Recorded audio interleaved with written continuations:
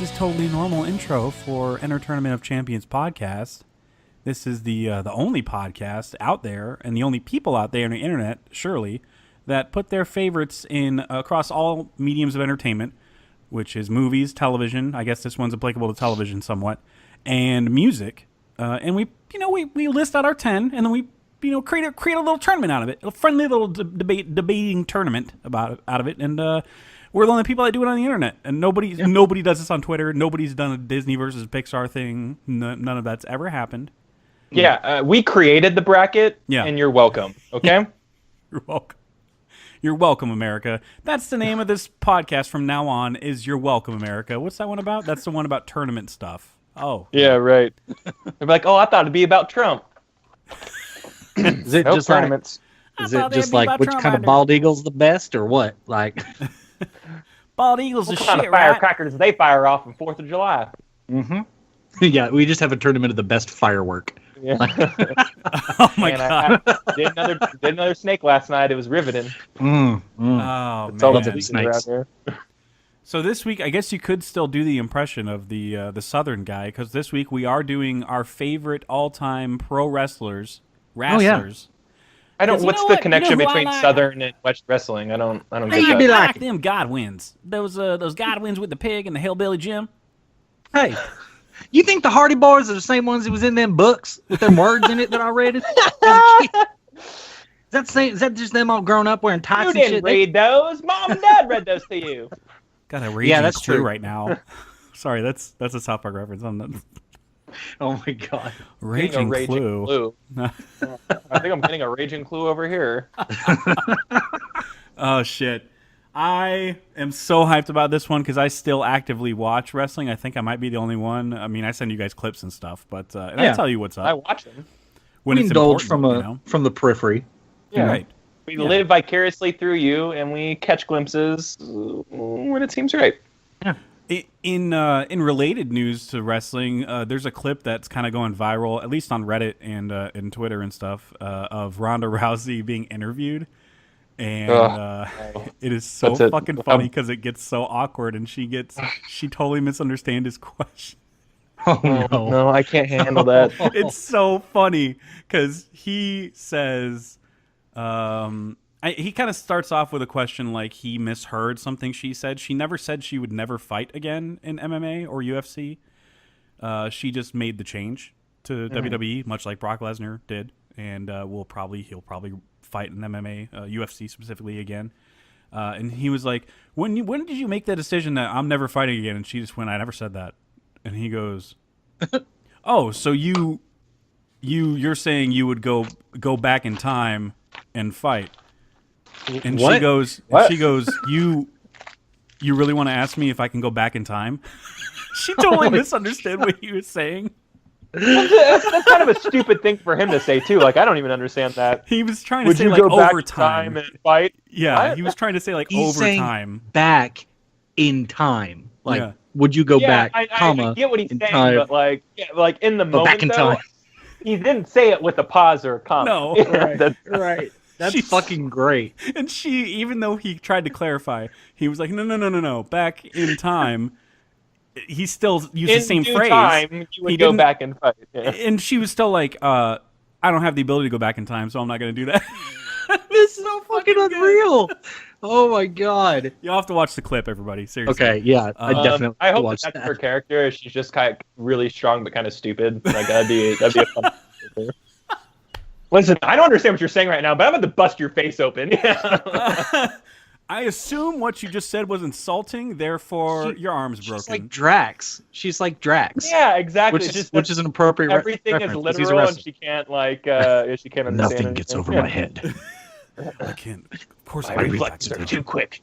I would catch it. Hey, look at that! We landed on talking about a wrestler again. There you go. Batista. There you go. Ooh, weird. Who's one of like the okay wrestlers who ended up being a main eventer. But he's just an actor to me. He's you could tell me that he's actor. never wrestled a day in his life, but I'm like, yeah, he's just that big actor guy who can kind of act sometimes, depending on the script.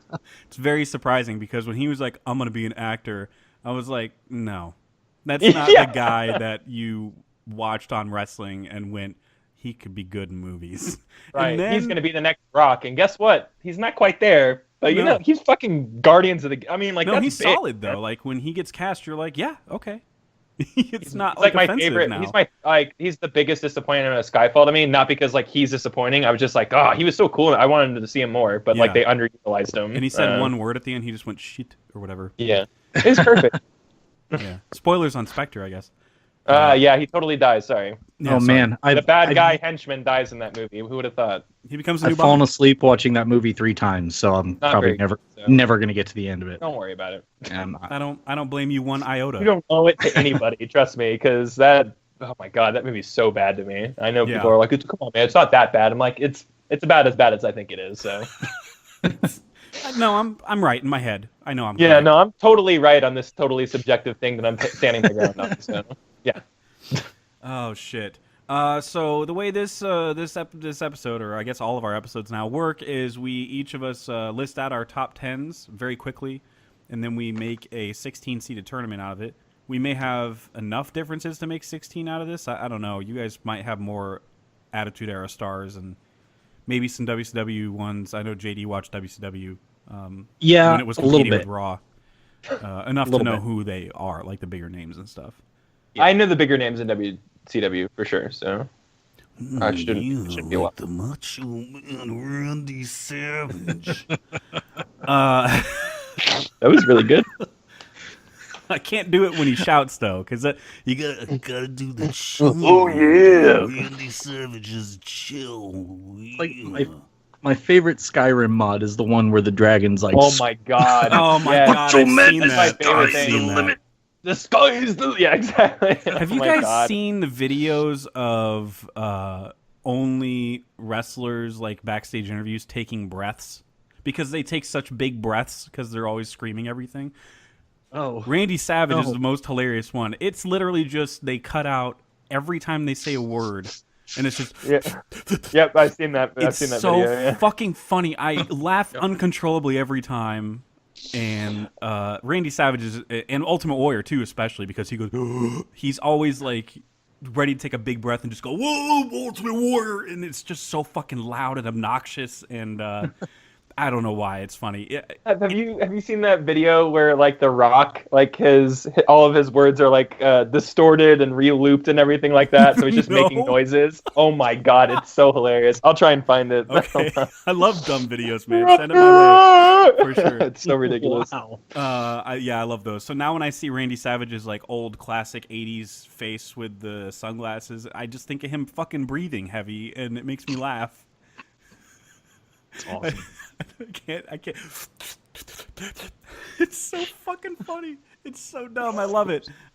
Anyway, we're gonna go on and name our top tens, pro wrestlers of all time. We decided to go with all time instead of splitting it up by organization because I think just because this is where we have less gaps in knowledge, all three of us. It felt like if I did Attitude Era stars or Attitude Era in general, it would just be like, oh, Stone Cold and The Rock in the finals. It would be no question. It would be obvious. Yeah. This one kind of splits it up more and breaks it up more. So this is going to be fun. This is going to be good. And I think the first person to list something, if we're going based on first round and shit, Kyle, what's your top 10? I had a feeling I was going first. Okay. Ah. My top 10 is number 10. I'm a social justice warrior, so I chose China.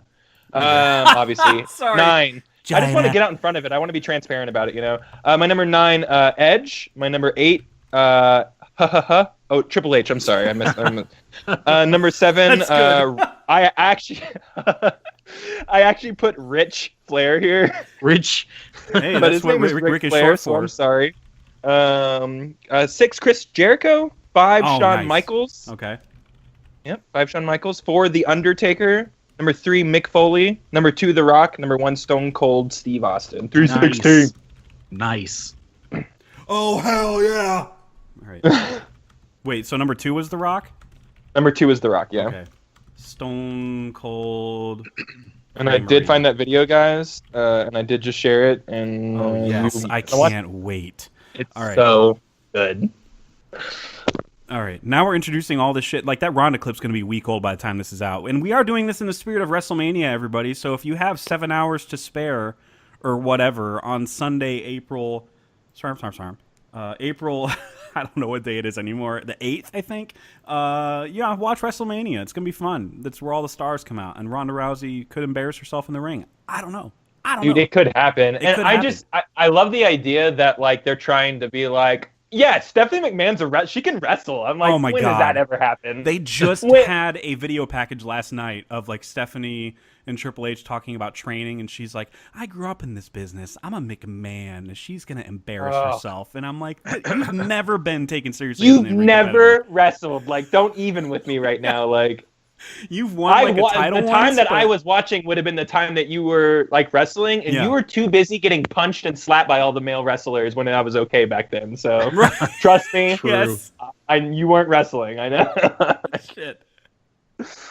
Yeah, it's hard to take that seriously at all, especially when Ronda keeps running, like plowing through competition. Like she keeps having. Last week she had like a, as of the time of this recording, last week she had an off-air type of confrontation with a woman wrestler, and for the live crowd, I should say, after Raw, and she gave her like a some type of suplex. It was like a judo throw suplex or whatever. And it was like, oh, that's, yeah, she's taking out competition or whatever. And then she did it again last night, except it aired on television. And she, like, damn near took off somebody's arm or whatever. I mean, you know, in storyline, obviously. But it's kind of like she's beating up all these people. Why would I think that are professionally wrestlers, that are, like, people that are on the roster actively every week, why would I think that Stephanie McMahon can beat her? And Stephanie never competes. Ronda Rousey is an Olympian fucking like judo, like not judo. You're right. Was it jiu-jitsu or no? You're right. It's judo. No, judo. Okay, Yeah. Go with your gut, Kyle. Judo person, you know, and like you cannot pitch this fight to me in any way that's gonna make, because it's not like Triple H is gonna be in the ring with her beating up Ronda Rousey. Yeah. That's not the wrestling we know anymore. So like it will always have to be them two fighting. Yes. And like yeah, that's the rules of mixed tag now. It's the equivalent of Shane McMahon fighting The Undertaker. I'm just like, I will never believe this. Like, yeah, you're never happened, gonna... dude. That happened 2 years ago. Yeah. What the fuck? That happened 2 years ago like, at Hell in a Cell. I'm not buying into this. Like the McMahons can wrestle because the McMahons. Yeah. Even when Vince was like, "I'm getting in the ring with Stone Cold," I'm like, "And doing what? Like getting your ass kicked?" It's so stupid. It's always been stupid. Like it's always been stupid. But that's why we love it. That's why I love it. Still, I'm still watching it, going, "Oh, this is so dumb. I love it." That's so dumb. Ronda looked really good last night in terms of her brutality and like stuff like that in the ring. I'm gonna have to send you guys some clips. In my opinion, she looked good. Like she did like this judo throw type of thing where it's kind of like a hip toss, and you could tell the other wrestler wasn't doing any of the lifting. The other wrestler wasn't jumping or anything. It was all Ronda throwing the shit out of her. Right. And like planting her so she could do an arm bar, and Ronda had this like look on her face like she was just like, I'm gonna snap her arm, and she looked believable. And that was my concern about her signing with WWE from the beginning, was like, can she pull off the acting thing with her face?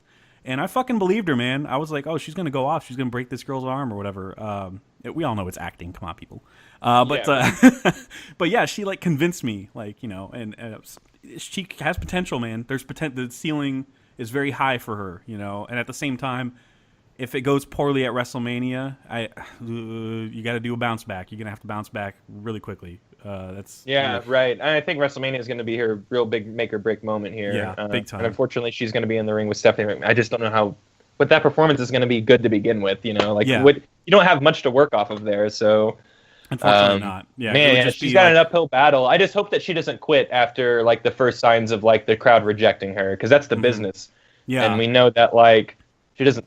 You know, we've all read the article. She doesn't take like loss very well. No, not at all. She takes it very personally and stuff like that. And I could see her just walking if like it doesn't go well. Unfortunately, just pulling a CM Punk and leaving. And, seriously, this isn't for me, or you know, whatever her reasoning is going to be. So, except CM Punk went the other way and was like, I want to get my ass beat somewhere for real. Poor dude. He had one fight so far, but like seriously, like it was like, I like 90 that they're seconds. All like, don't let Mayweather fight Colin McGregor, because like Colin McGregor is like the best. Like if Mayweather's gonna fight an MMA fighter to like prove a point with MMA, you know, and boxing and like crossers or whatever, make him fight someone like CM Punk, who's not really good at MMA, you know, so he stands a chance. And I'm like, that's mean and funny. That's good. This is my type of news. Yeah. Yeah, exactly. That would they would be both. They're kind on of the same level, you know. Yeah. Like Floyd Mayweather training for a year, I 100% would believe would be on the same level as CM Punk in terms of like MMA capabilities. Especially because put them in a ring together, training wise, for like 3 fucking years now. Dude, taking forever. Dude, Mayweather can't take a hit. I'm sorry, he's done. No matter who the fuck he faces, he can't play his style like mentally in the UFC game. No. The tactic isn't the same. Like, that's not going to translate. You can't just sit back and let your opponent wear themselves out because you're going to be on the floor bleeding. I see y'all hug him a lot. Can you teach me how to hug him and get him to submit? Yeah, I like the hug move. They can't hit me if we're hugging. Sorry, that was sorry. We're gonna get sidetracked a lot in this episode, I feel. This is a topic like ripe for discussion, so it's the first time we talked about it. Sorry, everybody, in advance. So my top 10. It's my turn now, and JD's gonna disappoint us with his list next. Yes. I'm just kidding. Cool. Thanks for putting me last. Yeah. Good call. I like that I went first, so people forget about my list, and they're like, "Oh, Jeff's list is good," and then they just are left with whatever you leave in their mouth, JD. So, well, you know, I'll spoil this. We have a lot of synchronizations between our lists. There's like really? Yeah, that's awesome. Yeah, that's good. So my number 10 is Dusty Road, Daddy. Yeah, Daddy, baby. Haha. All right, and my number 9 is Bret Hart. And I'm not sorry about it. That's a Canadian reference. Canadian? My number 8, dude. Yeah, brother, is Hulk Hogan. Okay. Number 7 is Roddy Piper. Number 6 is The Undertaker. Number 5 is Chris Jericho. He just made my list. We synchronized on that. Number 4. We did synchronize. Holy shit. Oh, almost synchronized. Number 4 For 6 is Chris Jericho, right? No, he's in your number 5. Number 5, yeah. Oh, I'm sorry. Okay. But. Never mind. I was going to say, we had a singer. No, never mind. We don't. Number 4 is Stone Cold Steve Austin. Sorry. Number 3 is The Rock. Sorry. Okay. Wow. Number 2 is Ric Flair, and number 1 is Shawn Michaels. Those are fine top 1 and 2. Shawn That's Michaels. Good. Shawn Michaels is like one of the greatest performers, like. Yeah, dude. In the league, dude. Yeah, and Ric Flair is like, he's legendary. He's really low on my list just because I didn't see a lot of like Ric Flair in his prime, so. Oh yeah, I mean, I didn't either. It's kind of something I watch retroactively and kind of go, oh yeah, this guy was doing it. Obviously, still very good on the mic, but like in a way that nobody else was at the time, and he knew how to turn crowds against him or for him, just depending on the story, I guess. But then he could back it up and put on good matches that made people super invested. That was the most interesting. I'm so glad you put He slayed so much pussy. According to him, yeah. Yeah, according to him. I don't have any references or anything, but he'll tell you. Like, I think he said something like, I've slept with like 1,000 women or whatever. And even Ron Jeremy's like, yeah, it's not possible. Yeah. I swear to God, they asked Ron Jeremy about it, TMZ, and he was like, no. Yeah, no. Dude's a fucking liar. Yeah, and Ron Jeremy's the king of fuck, so, I put China on my honorable mentions, and Triple H is on mine too. So I'm glad you had them in your list. And I didn't really want fuck himself. On my list. It just ended up like I was really thinking about it, and I'm like, man. Every time he would like come back, it was like it was the best thing. It still is a big deal because like he tends to appear during this time of year. Where it's like, it's WrestleMania season. All the part-timers have to come back and have their big match at WrestleMania and then disappear for 8 months. Yeah, and he did that last year. Seth Rollins beat him. I saw that fight. Yeah, that was a good match. And and then Triple H disappeared. And then when he does come back, the crowd's like, "Oh shit!" Because he means business when he comes back. He comes back to fight. He doesn't come back to just kind of be like, "Hey guys, just want to check in and see how everybody's doing, or you guys need me, I'll be back here." He comes out to kick some ass, and it's great. And even when he's a bad guy, people go, "Oh, yes!" They just hear that music and they love it. I do too. Edge's retirement is like one of the saddest moments ever for me. Didn't see that. I'll have to watch that. Oh man, it's sad as fuck because it's like the day after WrestleMania, and I don't remember social media being as a big a part of life back then as it is now. There could have been rumblings on social media. I wouldn't have known because I didn't keep up with it.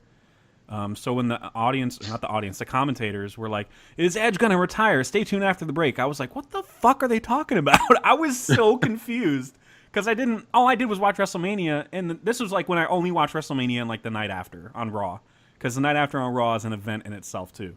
And he came out and retired. Like his last match was at WrestleMania, which is kind of poetic. Unfortunately, it was like against a wrestler who's okay. That kind of sucks. But yeah, it was like a giant bummer, and he got like really emotional, and it kind of really struck everybody. Like this is coming out of nowhere, and this dude, man, he could have gone for another good 10 years. And The dude from The Brood was brooding. I love it. yeah, that's a good callback. Him and Christian. Dude, that was my favorite thing ever. Their entrance was I'm amazing. Like, Vampire Boys! Yeah, they're all coming up out of the... Oh, it's so cool, and the man. I love music that was shit. so badass, too. Oh, man. We got to do... whenever we revisit wrestling, we have to do best tag teams. That and that's a good one, and best entrances too. Because that could be totally different, Yes. you know. Yeah, 'Cause some yeah, people are all about absolutely. spectacle, and they're not good in the ring. They might Like not Gold be. Dust, yeah. Like Yeah. I don't like watching that guy fight, but man, I love fucking him on the mic. Fucking watching him on the mic. I like fucking him all on the mic, you know, guys. Seems very Gold You love Dusty. fucking him. Yeah, and but I love watching him enter and stuff like that because it's ridiculous. Yeah, Just- it is. I agree. The Undertaker would be like probably the one to beat. He's had all the best entrances in the world, honestly. Yeah. So JD, what's your top 10? All right. I'm pretty sure like 7 out of my 10 sync with one of you. So here we go. Nice. Cool. Number 10 is Mick Foley. Number 9 is Bret Hart. Number 10 is Triple H. My number 7 is Roddy Piper. My number 6 is Chris Jericho. My number 5 is The Taker. Put Ric Flair at number 4. My number 3 is The Rock. My number 2 is Shawn Michaels, and number 1 is Stone Cold Steve Austin. Nice. Who's that guy? Yeah, I don't know. I have no idea. So he's love to our, meet him. He's our clear number 1, I think. Yeah. Stone Cold. Stone Cold. All right. Tyson and Austin. I wish I could do a Jim Ross impression. Shunning Steve Austin.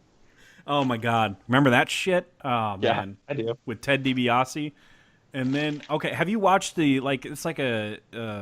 It was on Netflix for a spell until WWE was like, we're gonna put it all on the network on our own thing, on our own streaming, and it was a documentary about Stone Cold and his entire career, and how. Yep, I watched that one, The Rock's, Yes. and Mick Foley's. Yes. Okay. The Stone Cold one is fucking great, especially when he talks about retiring, and I get emotional myself to see him get emotional because he's not a dude who gets emotional. But when he had his last match against The Rock, that was his last match ever, and they talk about saying "I love you" to each other and shit. And I'm Oh my like, God, it was damn so good. Yeah. But yeah, he talks about Stunning Steve and how it's just the worst shit ever, and he went to creative himself, and he was like, I heard about this guy. It was based on the Iceman, the Stone Cold gimmick when it first started. The real hitman, the real mobster hitman, and how... I didn't know that's what it was based off of. Yeah, man. And he was like, yeah, this guy, he just had this death stare where, like, you stared at him and his eyes were just stone cold, basically. And you just couldn't... It felt like he didn't have a soul. And so you can kind of see when he first transitions to the dumb Stunning Steve thing to... Stone Cold, you can see in clips where he just focuses on making his eyes look evil as fuck. Dude, And, he has the best 100-yard stare ever. Yeah, he does. He fucking Period. does. For real. And then, of course, it turns into more trash talking. I think it was after he won King of the Ring that he cut that promo that was super famous about Austin 316. Yeah. All that stuff. And then he Legendary. turned it to... Yeah. Because nobody had talked like that. You know, somebody who says, I just whipped your ass. And I think Gene Okerlund was interviewing him, and he was like, whoa, I can't say that, or whatever. It was like kind of like... So he Whoa. made, like, kind of pioneered, like, shit talking and Yeah, stuff like that on exactly. that level. kind of ushered in... I mean, that's Well, why he's one of and the fathers he of was- the Attitude Era, you know? He represents, like, the blue-collar, like, fantasy of just, like, going to work and fucking beating the shit out of your boss or whatever. Yes. You know what I mean? Which we've Yeah. all probably had that boss. That's not my situation right now, but we've probably all been there at some point. And yeah, that guy, that's what he did. He showed up to work every day and would just give his boss, like, a living hell. Just every day he'd be his living nightmare, you know? And there was something so, like, cool about that. Yeah, there was. Even when we were kids and we didn't have the idea, like, what bosses were, we like, had, you know. we still like, had authority figures like it's teachers authority, and stuff. exactly. It's Yeah. just the idea of I'm gonna go to authority school and give my figures. teacher the finger. or whatever, right? So Stone Cold number 1, The Rock number 2, because he is like number 3 for JD and I, number 2 for Kyle. Number 3, Right, Shawn Glenn. Michaels.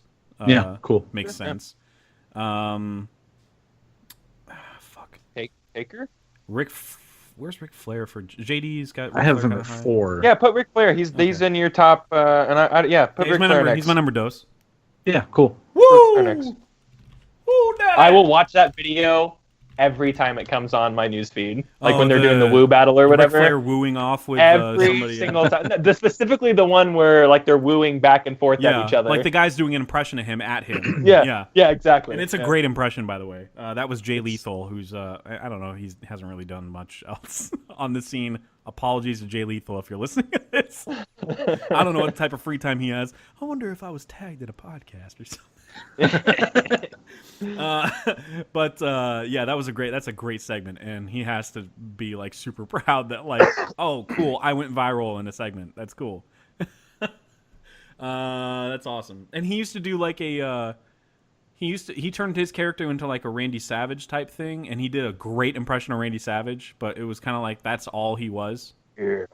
When you're like, dude, you can be your own person. I don't know if you knew that. Anyway, I digress. Number 5, Undertaker?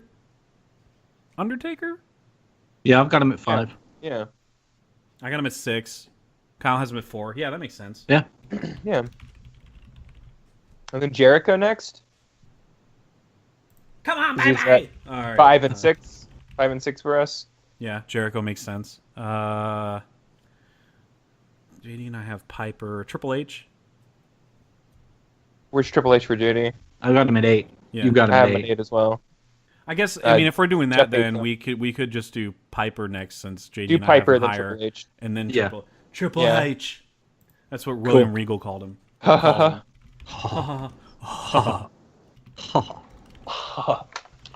Come on, baby! I can't stop quoting Chris Jericho now.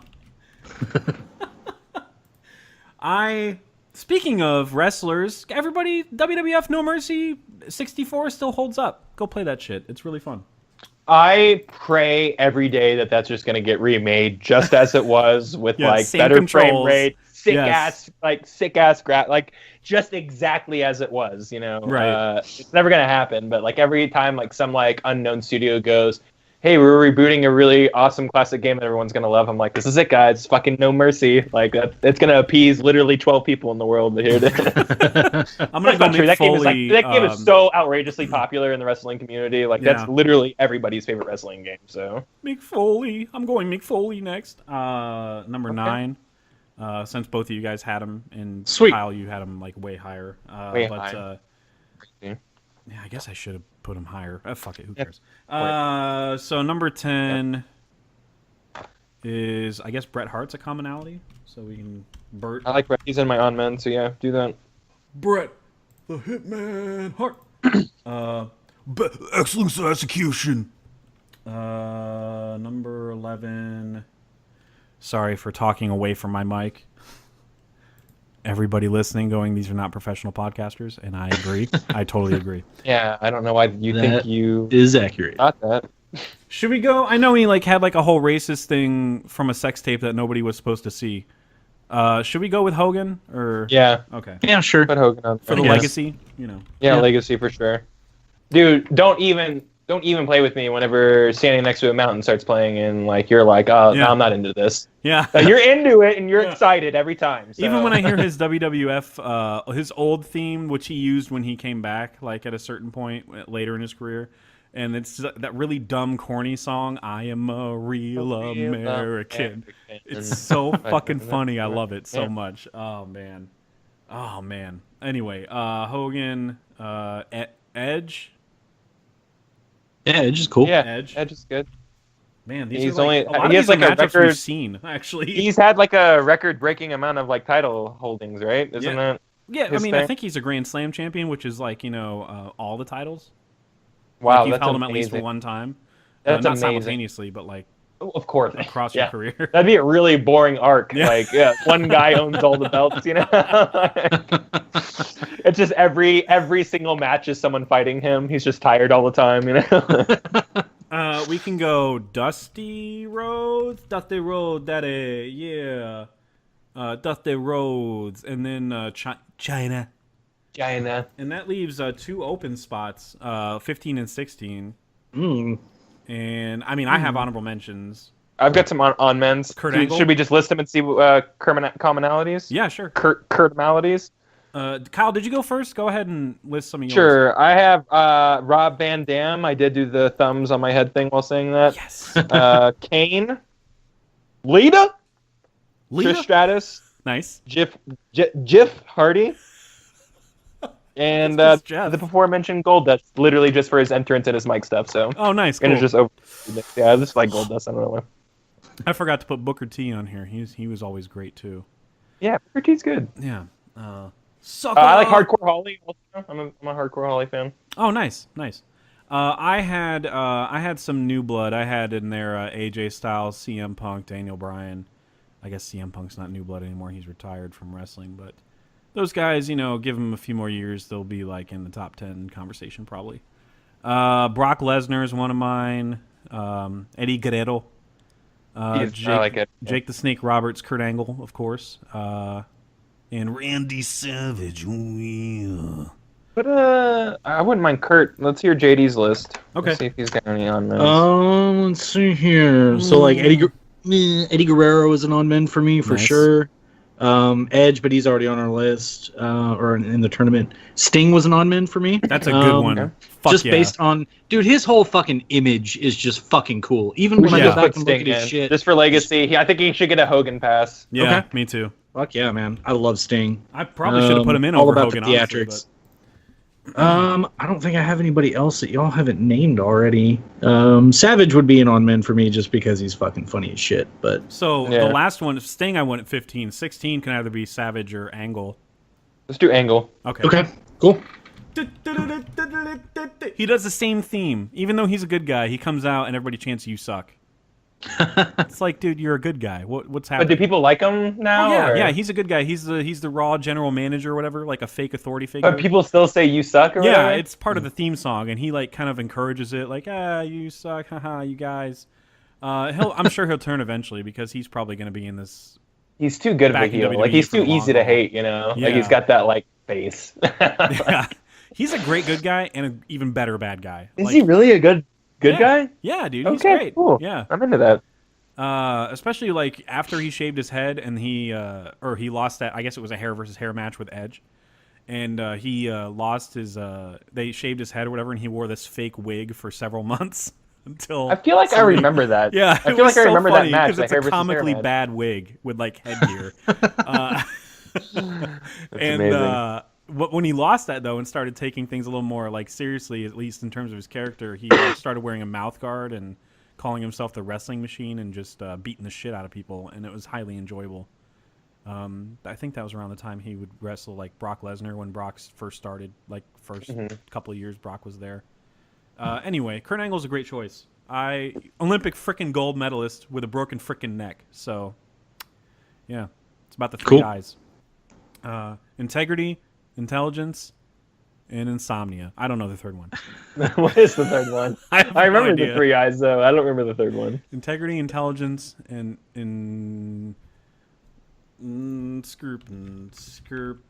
Inspire. inspiring. In spring. Come on. Intensity. Oh, okay. All right. Okay. Whatever. So this bracket ended up creating a lot of matchups that already happened. So we could kind of judge based on history. The first matchup is a 16 seed versus number 1 seed. It's Kurt Angle versus Stone Cold Steve Austin. And we've seen this match several times during the Attitude Era. And this was one of the better feuds to happen during the Attitude Era. I remember them doing remember when they were both bad guys and they were both trying to impress Mr. McMahon or whatever, Vince? And they were doing singing and shit, and it was the fucking funniest shit I've ever seen in my life. Dude, I'm not gonna lie, it was funny, but I fucking hated heel Stone Cold. It was I hated it. And When he hated hugged it at the Vince beginning McMahon, too. it broke my heart. I was Yeah. like, and that's when I realized I was like, I'm way too invested in all this. I need that. Kyle, you're first in this round. Okay, we're talking Kurt Angle versus Stone Cold. Steve Austin. Obviously, I'm gonna have to go Stone Cold on this one, but I really like Kurt Angle. Me We too. were talking about it. He's a great heel. Obviously, he's a good guy too. But he was just always like, man, like when he came out, like he was just, you wanted to see him get his ass kicked, but most time he kicked ass. You know, like he would come out, he would get you in that ankle lock, and like it'd just be over. You know, and it looked uncomfortable. That was a great. It looked very great submission. It looked like one of the practical moves, like that, and like the walls of Jericho. I was like, oh, I'd never want to be in any of that. Yeah. Shit. But yeah, I always thought that like you weren't just gonna beat him up. You know what I mean? Like he was a bad guy who could back his shit up too. You know. Back it up. But yeah, I always enjoyed Kurt Angle, but it's got to be Stone Cold for me. Okay. I'm saving literally all of my ammunition for Stone Cold, so I get it. I totally get it. And I'm on. It's not going to be much of a fight for me. I'm going with Stone Cold as well. Kurt Angle.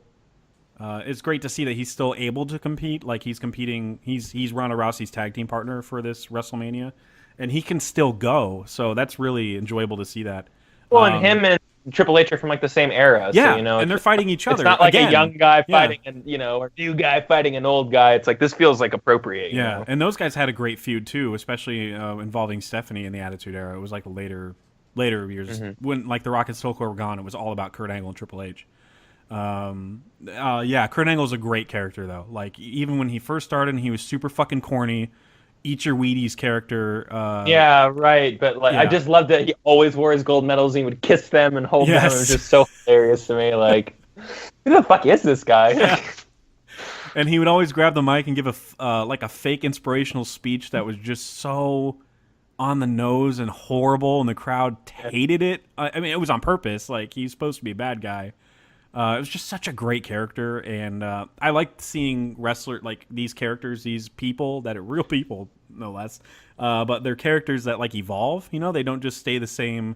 I'm corny. It's about the 3 eyes and all that shit. Like I told you about his wrestling machine stint with his mouthpiece, and he would just go beat the shit out of people and suplex them and shit. And the other times where he, was just a sneaky ass heel and would. Like the whole having his hair shaved or whatever, that whole gimmick of constantly being chased down so people would tear off his wig. That was a fun little arc. But yeah, Stone Cold, man. It's Stone Cold. Come on. So JD, sorry about your luck. No, that's fine. I feel like you would have gone Stone Cold anyway. I probably would have gone with The Wire, but whatever. We're still on The Wire. Oh boy. Man. It's the new ones. Or I guess Children Yeah, of Men. there you go. But at least Children of Men had its redemption, so maybe The Wire will someday. I don't know. Maybe. We'll see. Best Dominic West performances. All right. It's a very the small affair. bracket. It's like The Affair versus The It's Wire. when he plays the second most important person in the band in Rockstar. My name's I know the name. My name's Cuddy. Kurt Cuddy. Why the fuck do I remember that? I don't know. I don't remember any of the shit y'all are talking about, these wrestlers that I watched back in the day. Like, I'm like, oh yeah, I kind of remember that. Oh yeah, I kind of remember that, but I don't remember any of this like story arc stuff at all. I'm embarrassed. Oh man. No, JD, all that means is you need to set aside about 3 months of your life and just go through the entire Attitude Era again. Yeah, just relive it all. You know. Hey, you know what? You spent a month on Battlestar for me, so if you're willing to cash in the Dollhouse bargaining chip, you need to watch Dollhouse, not relive the fucking Attitude Era. All right, that's what I'm going to waste 3 months of your life. You're just mean. Holding your time hostage. There you go. Okay, here we go. Ready, guys? You ready? Yeah. Maybe. I don't know. Yeah. So the next matchup is another matchup that we've seen many times, and these guys have had such a great, bloody, brutal feud. It is number 9 seed Mick Foley versus number 8 seed Triple H. Woo! Wow. And JD's first on this one, so you get to vote this time. Oh, good. Yeah. Oh, man, this one's tough, man. Because I was there for a majority. I mean, Triple H, like you said, he's still going, but man, I like Mick Foley. I mean, for me, he's kind of the poster child when you think of people actually getting hurt in the ring, and like just that fucking. He took a chair to the head or something, right? Or was it a steel cage match? Or well, I mean, it was a combination of things that he did across his career. I'm thinking of that iconic image where his face is just dripping in blood and he's reaching out. Like that's what's coming to mind right smiling. now. Smiling. And he's smiling, and he's got a busted tooth, and that's him and as Mankind versus the Undertaker in Hell in a Cell. Right. Yeah. Man, which wasn't really much of a match. Like if you go back and watch it, it's just Mick Foley being thrown off of shit, and it lasts half an hour. No, seriously. Like, I mean, I love Mick Foley, but you will never hear me go, he's a good wrestler. No. I mean, he had a shtick for sure, and it evolved. I don't even remember what the name of his like tie-dyed character was. Cactus Dude Jack. Love. And there was Cactus Dude Jack. Love. No, Yeah. Dude Love is a tie-dye character. But there's Cactus Jack, there's Dude Love, and then there's Mankind, and then just Mick Foley. Then he was actually as just Mick Foley for a while. Yeah, right? and by choosing Mick Foley, I'm encompassing all of his characters. Right. Exactly. Because The if it's man. one of them, I have to pick Mankind because that was like fucking creepy shit. Like I just remember watching that in, like 6th and 7th grade and just being genuinely like, dude, this guy. I feel like this guy's not acting right now. I feel like he is this person. It's weird. It's kind of cool. You should go back and watch. It aged really well. One of his first interviews with Jim Ross, where he kind of broke out the Mankind character and attacked JR. Oh God, what the hell? It's it's a great What the hell? interview because he's like accusing JR of being like all the people who misjudged him and all this stuff. It's a great fucking promo. It's at least reshared on the Reddit subreddit for wrestling like once every 6 months because it's such a good promo. That made him though, like kind of like put him on. It's like turned some heads and made people go, we should probably like watch this guy. Yeah, because he's fucking crazy. Yeah. The only Anything time that can you happen. really saw him like really take control is like during hardcore matches where like Yeah. there's no rules and like that was his world and like you really saw him like be good in the ring, you know. Yeah. You take all that away and you just put him in a ring with a big giant real wrestler like Undertaker. Yeah, that's what you're gonna get. You're just gonna get a lot of getting thrown around and thrown into tacks and thrown off fucking Created 30-foot some drops. iconic imagery and it created a lot of fucking memories. So I mean, I'm not going to be like not a real wrestler, but that was the basis of his feud with Ric Flair near the end of his career, and it was kind of like that's a good basis for foundation for a feud because a lot of people do have this sentiment about Mick Foley in the business that are like, oh, the stunt man, he's just a stunt man, and I'm like, well, I mean, it's about the fans, but right? It's there's not two really about the. There's two sides of the abilities. business. Well, there's more than two, but Yeah. I mean, there's a scale between entertainment and athleticism, and Yeah. he fell very, very heavily on one side of it. Yeah. So, I mean, I'm not going to fault him for being all of one part of the business. Dude, I mean, he's a Cinderella story. That guy like followed Absolutely. his dreams. You Yeah. know, like even like in the wrestling like camps that he was in or training, they were like, "Dude, you're not good at this." And he's like, he's like, but Rudy. this is what I want to do, so I'm going to keep doing it. And they were like, "Yeah, but this is not like for you." You know, Yeah, and whereas Triple H- he's the most known wrestler. Like he's in the top. We're all talking about. He's in our top 16. You know what I mean? Like Right. he's one of the most known wrestlers in the entire world. You know, so it's just like what a Cinderella story. Right. Sorry, JD. What's your vote, man? Oh man. Overall, though, I'm gonna have to go with Triple H.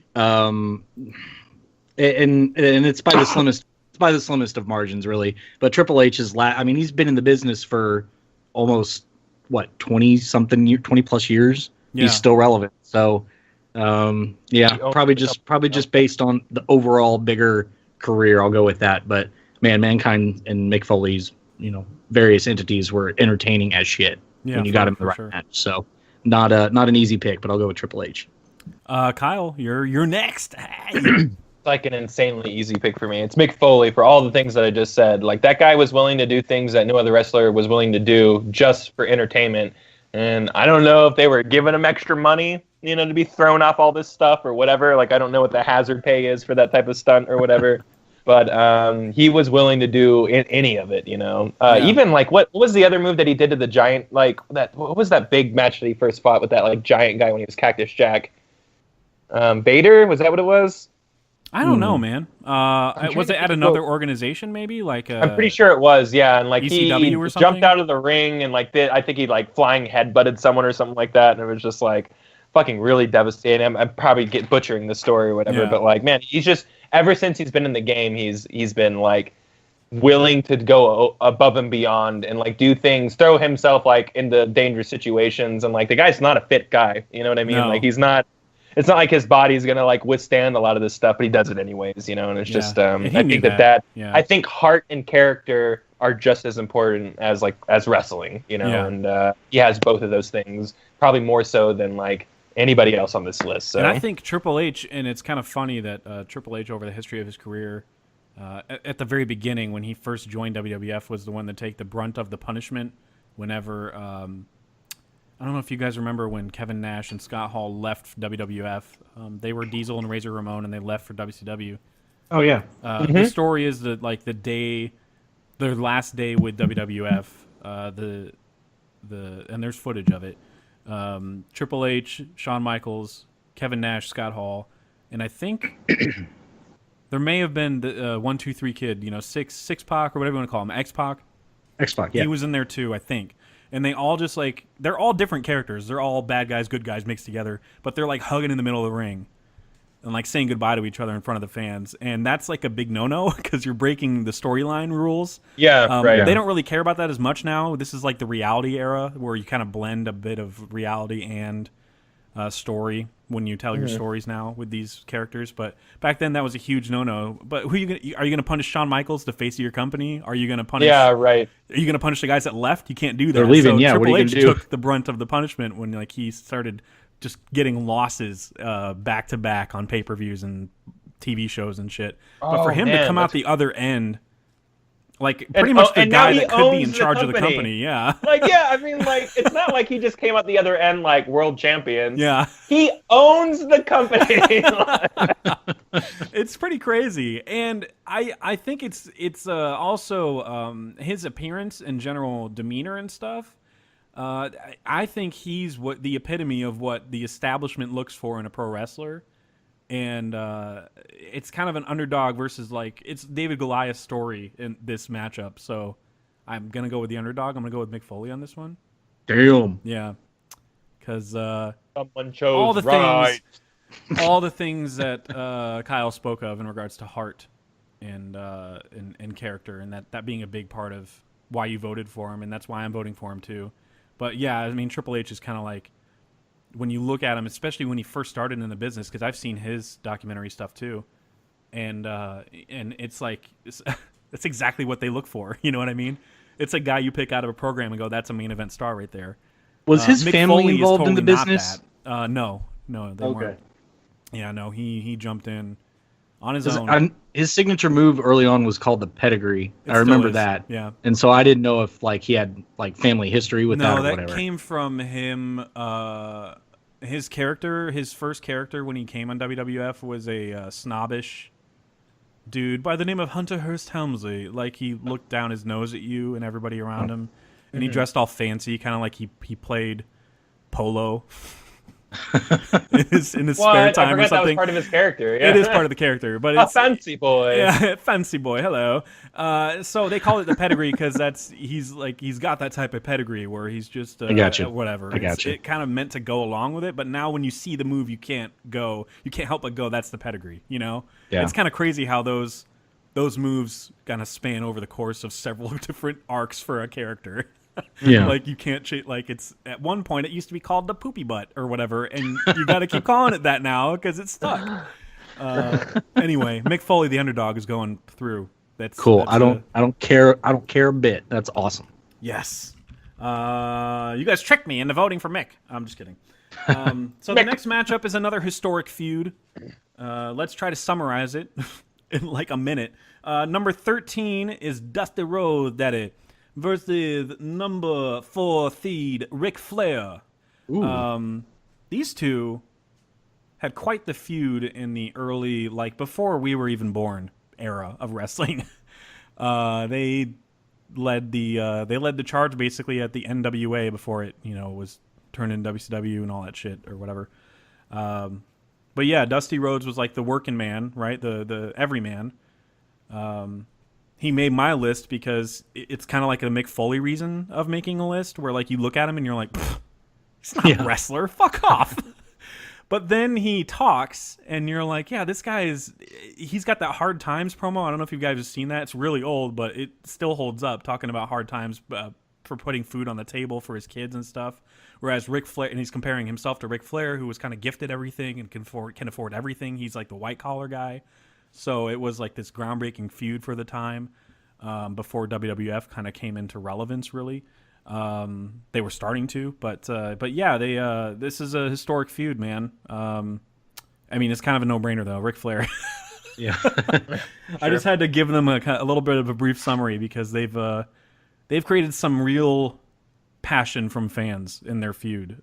They had a cage match one time where like Ric Flair had somebody come into the cage to help him cheat to win, and this is a storyline. It's not for real.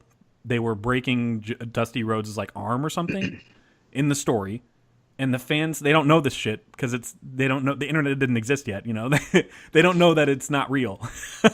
So the fans are like trying to get into the cage to stop it from happening, and like losing their shit because they're so passionate about Dusty Rhodes and stuff, and just and their hatred of Ric Flair. So I mean, shit, man, these guys sold the fuck out of their story. Yeah, I'm going Ric Flair, obviously. Man, remember how cool the world was before like the internet fucked it all up? Yeah, man. Yeah, occasionally you run into somebody that go, that's all fake, right? And then you could just go, shut up and enjoy your life. Yeah, but now right, you're surrounded right. by the entire world following your every fucking word. And they can just prod your fucking comment, look, with a comment or a tweet. Listen, and I get the irony that I say that on an internet-based recording show, but Yes. like, it's And at I the just end, I'll remember a probably time say, when drop us a comment. you had conversations about like, Ironic. I don't know, if you missed this the pay-per-view of like Sable and her handprint like bikini or whatever, Right. like that was just legend. You didn't Yeah. know if it was true. There weren't internet pictures. If there were, like, you had to have that like sick ass internet that like nobody had there were a at the time. few, like I remember spoiler websites and shit that I would go to every now and then with Cozart, where we'd be like, oh, here's what's gonna happen on fucking Nitro, and Yeah. and like half of it would be right. So Right. yeah. Yeah, I used to. Take I your still pick. frequent those websites because they still exist. Like, I remember visiting them when they first started and shit. And they would be like, here's what the possible guess is for where the storyline is going for Stone Cold or whatever.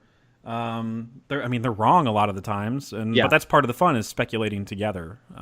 They don't claim to be journalists. Some of them do, because they do actually have sources. But a lot of the sites that I follow are just speculating and like, here's what's likely to happen based on the way things are going right now. Right. I enjoy that. I enjoy partaking in that. I don't know why we got sidetracked, but JD, I think you're next. So Ric Flair or Dusty Rhodes? It's gonna be the Nature Boy. It's gonna be the Nature Boy for me. Woo! Yeah, I'm not. I got into Ric Flair kind of like Kyle said, sorry, you said, past tense, going back and like rewatching all his old shit. Yeah. And yeah, I will be honest. Like Dusty Rhodes was not even a thought in my mind before you brought him up. Like it just never popped into my mind. Not a knock against him, just didn't see enough of that shit. I get it. So Yeah, Yeah, because he's man. an older, like everything that we in our generation knew about him was from like WCW Nitro or whatever, or later in WWE whenever he would come out and support his sons, because Goldust is his son. Cody Rhodes. yeah, right. I forgot all about that. Yeah. And he would be too old to compete. He would have already retired, So that was what we knew of him. So it's been a real treat to go back and watch all the old shit on the WWE Network and stuff. But yeah, Ric Flair, again, a character, Dusty Rhodes, defying all the odds. You look at him and you're like, don't wrestle. And then he fucking did, and he main evented all the time and traded championships with Ric Flair all the time. Historic feud. Ric Flair goes on. Sorry, Kyle, if you wanted to vote for the other guy. Yeah, no, it would have been Ric Flair for me, so. So the next matchup is this is a WrestleMania matchup. This is a WrestleMania rematch. This is Edge, number 12 seed, versus I am the rated R superstar. That's my Edge impression. Versus number 5 seed, The Undertaker. Oh man. Yeah. These guys fought at a WrestleMania several years back when Undertaker still had an undefeated streak. This kind of feels like a quick vote, honestly.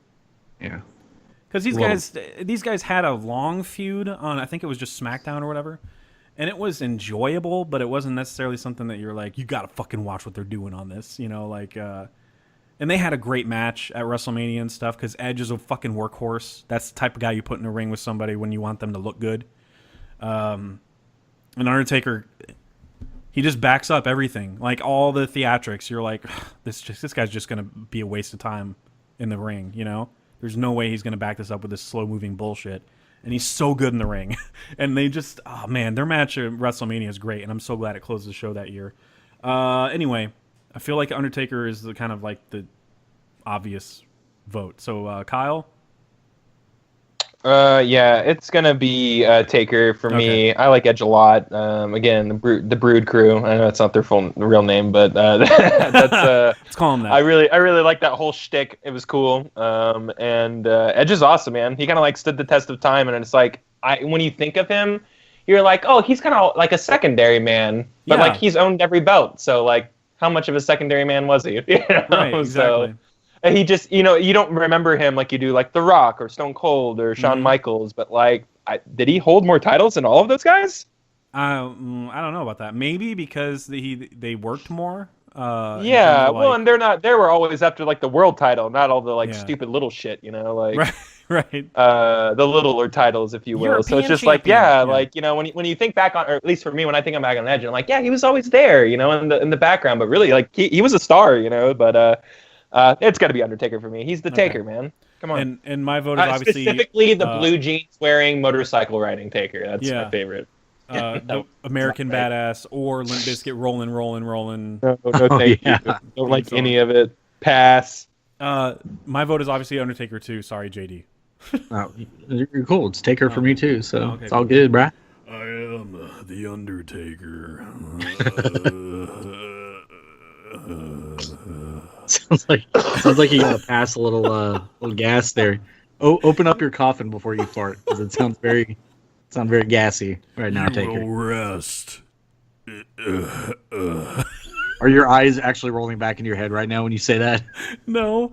should Anyway, I'd be scared I get dizzy or something.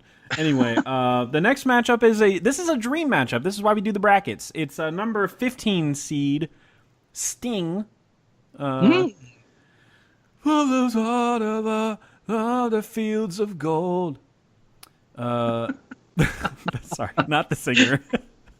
The wrestler Sting, the man they call Sting, versus The Rock, number 2 man. seed. Yeah, this is a matchup Wow. that like even the fucking Rock versus Shawn Michaels never happened, and Yeah. that's a tragedy. Like fuck, man. When you think of all the matches that never Sting versus Undertaker could never happen. Sting had to retire. He was forced to retire right Yeah. before that match was going to happen. I think it was going to happen at last year's WrestleMania, and Sting had to retire, and it really fucking sucks. It's just those two gimmicks are like, I don't want to say they're similar, but just because they're both gothic-ish, that just would have been so cool. Such Yeah. a bummer. But yeah, this is a dream matchup and everything, but I feel like this is an obvious. You have a higher seed for a reason. Right. Should we just quick vote this one too? Yeah. Okay. Yeah. So hold on. 1, 2, 3, 4, 5. So JD, you're first. Le Rock. Le Rock. Kyle. Yeah, the Stone Man. Oh, okay, cool. The stone, but not cold. No, but not cold. He's I'm just going stone. with the pebble. I'm going with the pebble, Pebble, too. good. Yeah. Very good. Isn't that what we said that Roman Reigns' name should be? Yeah. Yeah, it should Called be. the Pebble.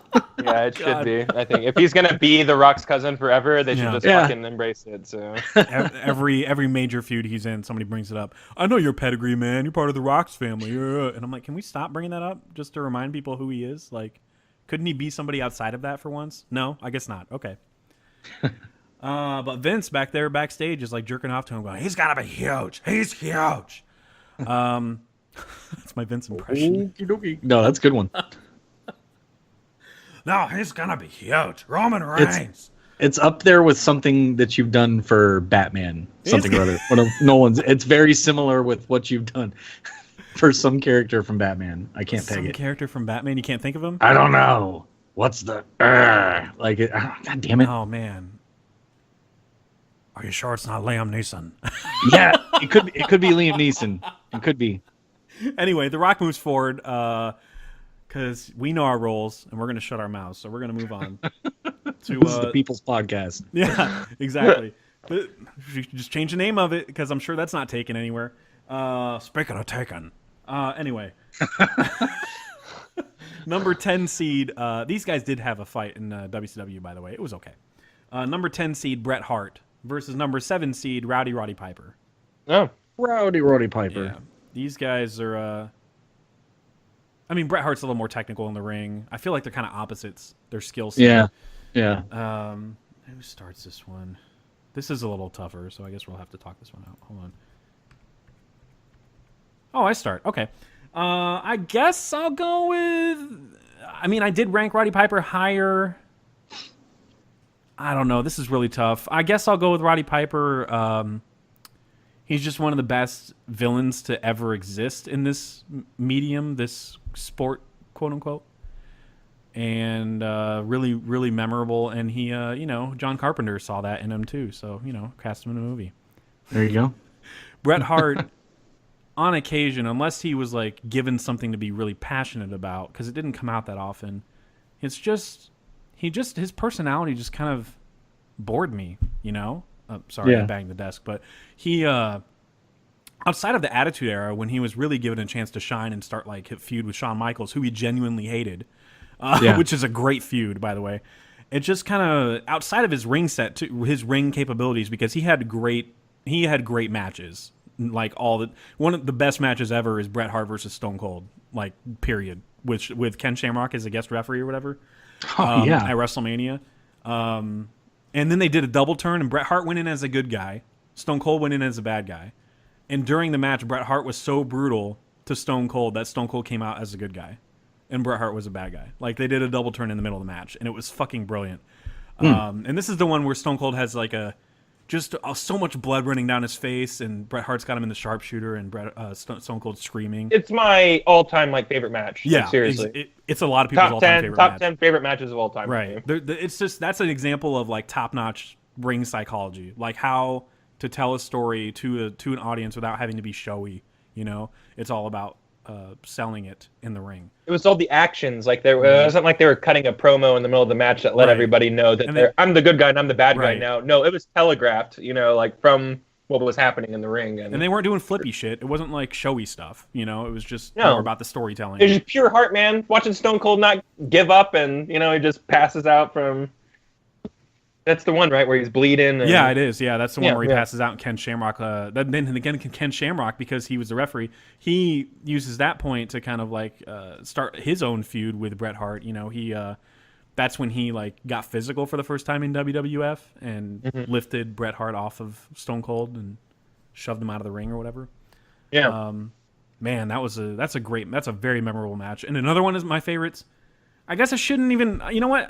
My vote's not over. I'm voting for Bret Hart now. Fuck it. This dude has been in better matches. Yeah. Roddy Piper is better on the mic. He's a loose cannon, and he's just quippy as fuck and witty to no end. Quick on his feet. But like we're all talking about mic skills now. You know what I mean? And granted, he was a great foil for the biggest good guys of the time, cookie cutter good guys of that time, Hulk Hogan or what have you. But in terms of like, oh man, I really remember that match. I can't say that about a Roddy Piper match. And sure, you can call me uneducated, but I just can't. Like Bret Hart, I can list two of my favorite all-time matches. That one with Stone Cold and the Iron Man match with Shawn Michaels, which is from a WrestleMania as well, which was like an hour plus long of wrestling. And it's insane. Like on paper, there's no fucking way I'm going to watch that and enjoy it. But I loved every single moment of that match. And it's crazy how good that match is. And it ended in a draw, and they had to extend the clock. And how'd they keep it that interesting for that long a time? Right? It's like, but I remember that match. I remember watching it. I remember watching it live, I'm pretty sure. And just being completely enthralled, and I'm like, I've never seen a match like take this long. Right, exactly. That was the first time thing, at least for WWF, and that was one of the first times Shawn Michaels captured the WWF title at the time, like the main title. So it was like an emotional moment and shit for him to win it after all that. But it's just those two, man, those two and their chemistry, Bret Hart and Shawn Michaels. They might hate each other, but their fucking chemistry, man, it's through the roof. It's so do they hate each other in real life?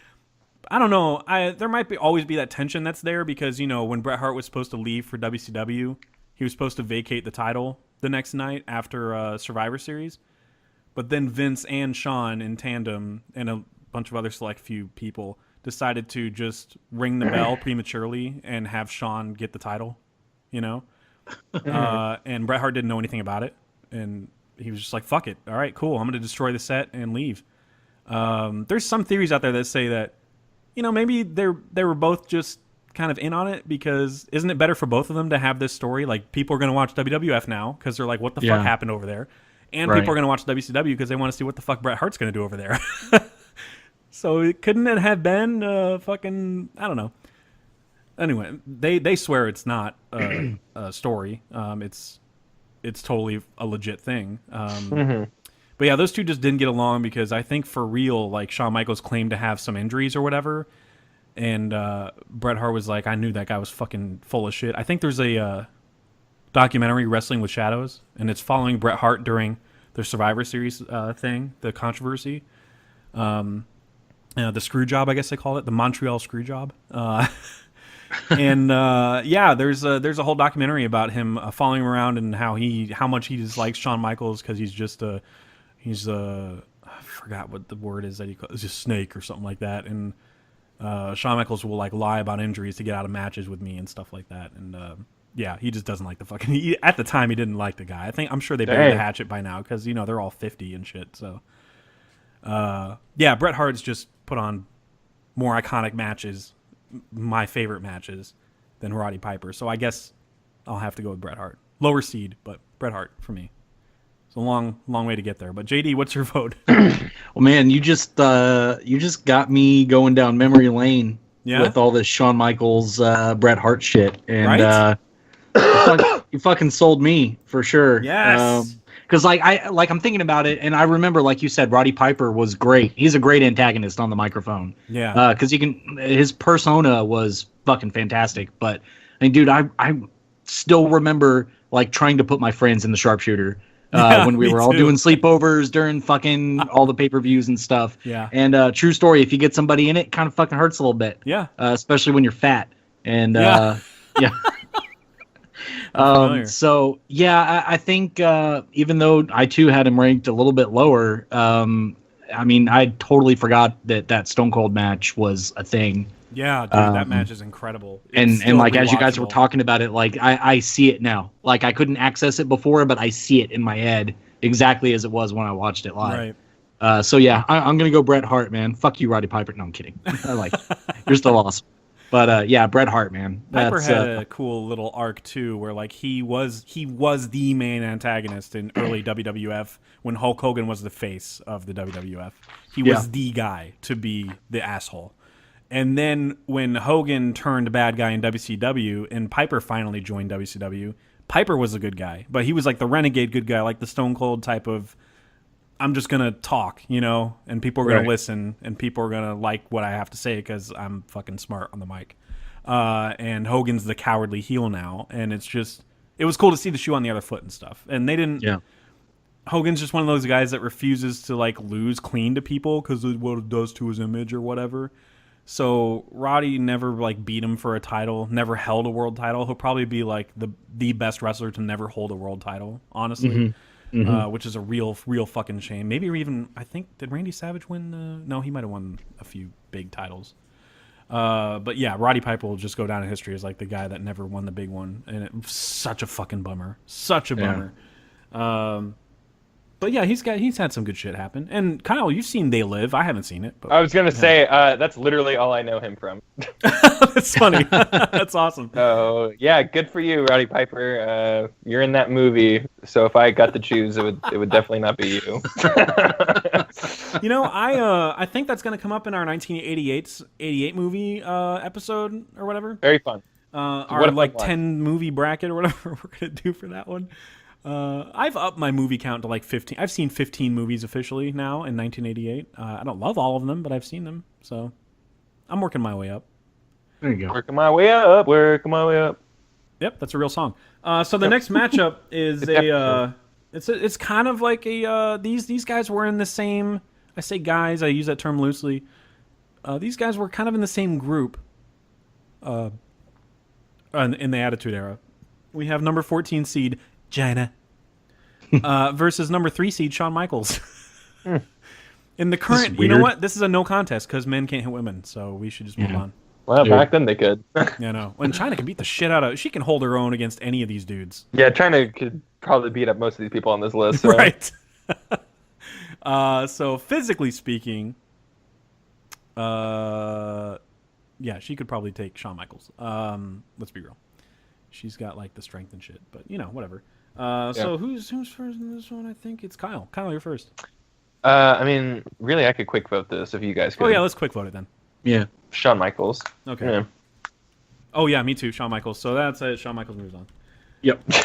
I like HBK. China. She pioneered like women's wrestling, and then no one ever did anything with it. So Yeah. she's like, "I'm gonna make women's wrestling great," and then everyone's just like, "We're gonna continue just being sexy," and she's just like, "Oh, I'll go fight the guys then," which was It's cool such a because she bummer. fucking fought those guys. Yeah. She beat the shit out of them. She did like she won a battle royal type thing to win a title shot at one point, like a real title. She was an intercontinental champion for crying out loud.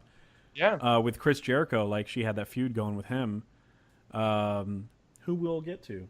But yeah, she did so much for women's wrestling, and they did waste it at the time.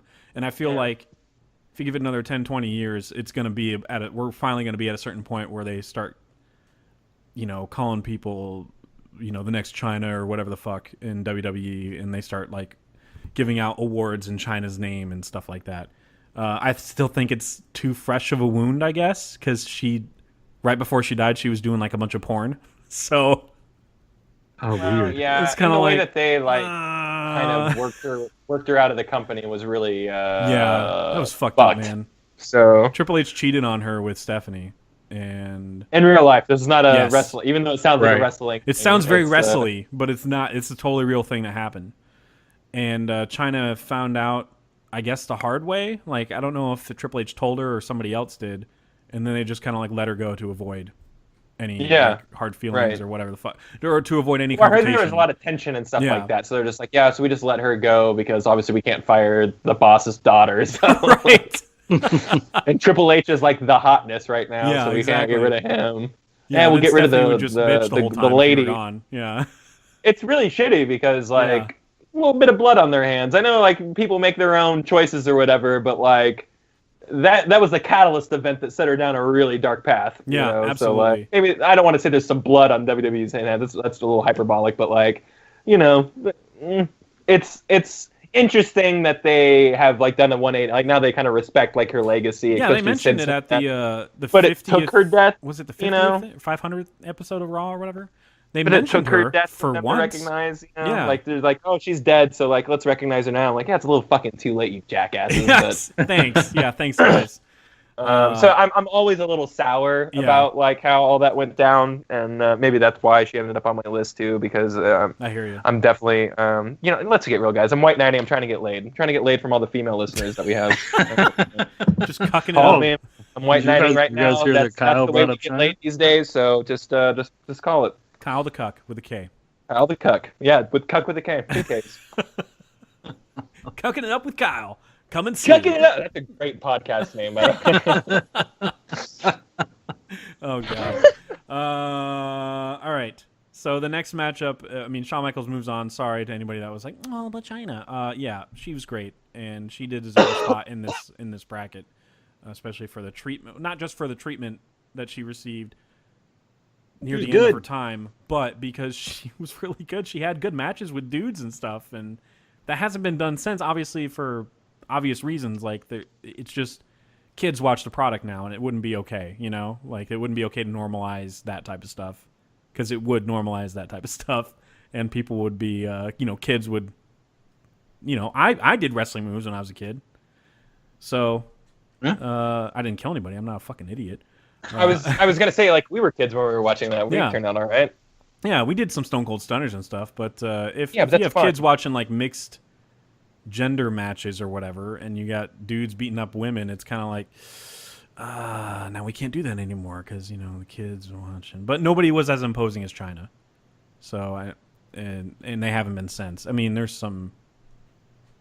guess there's some like.